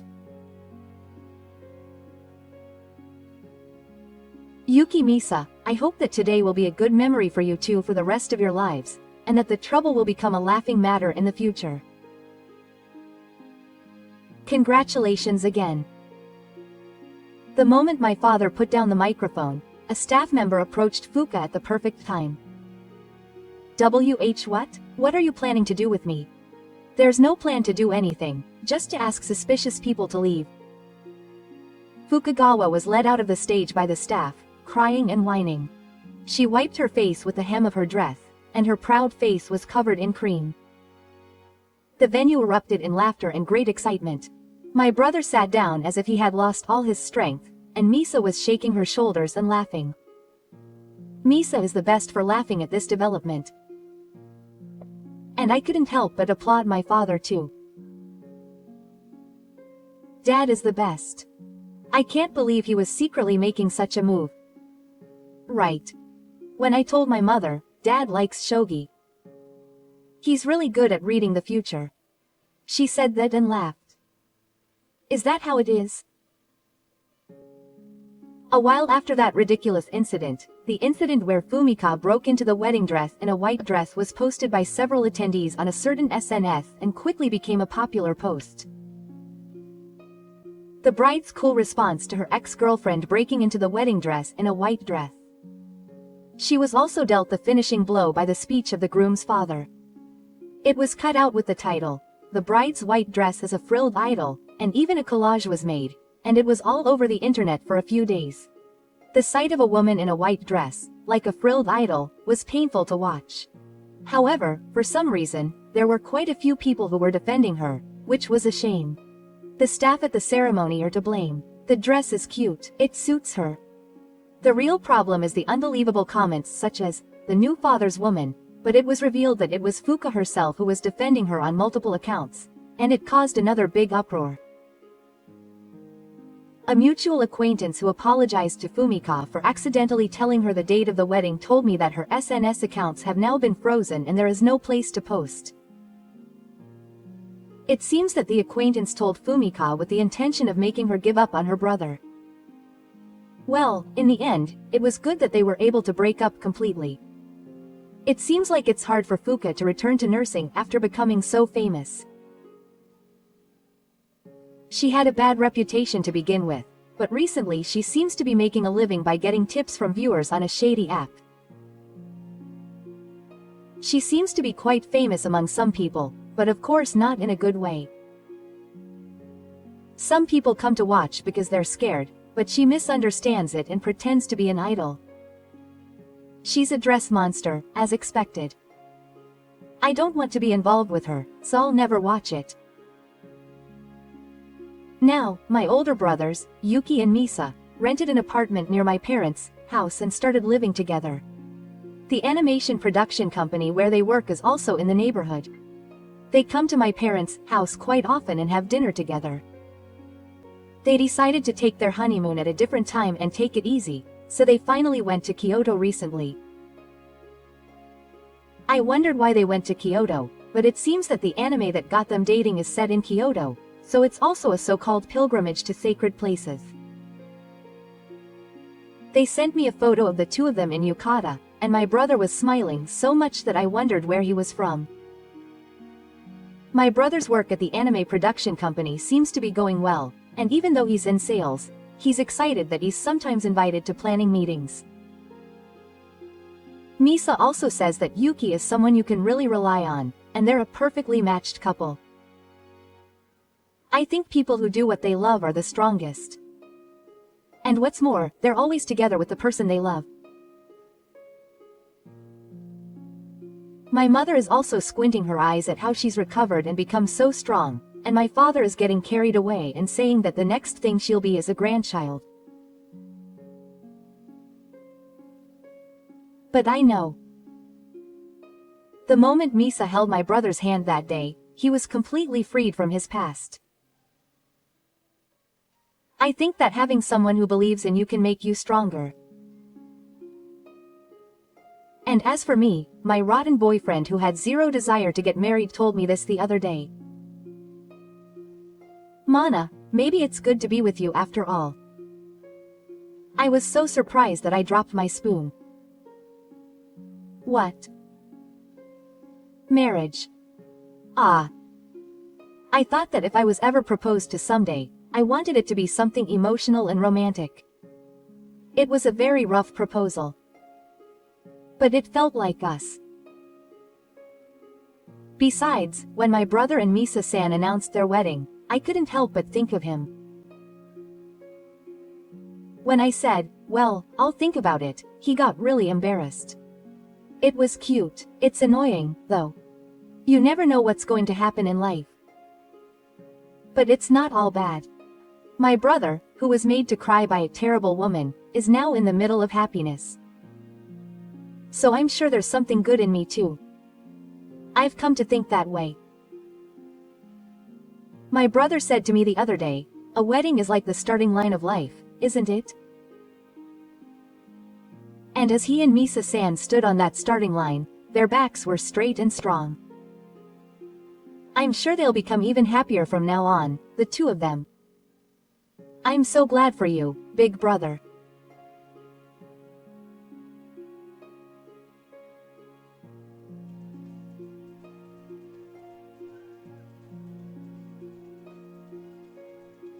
S.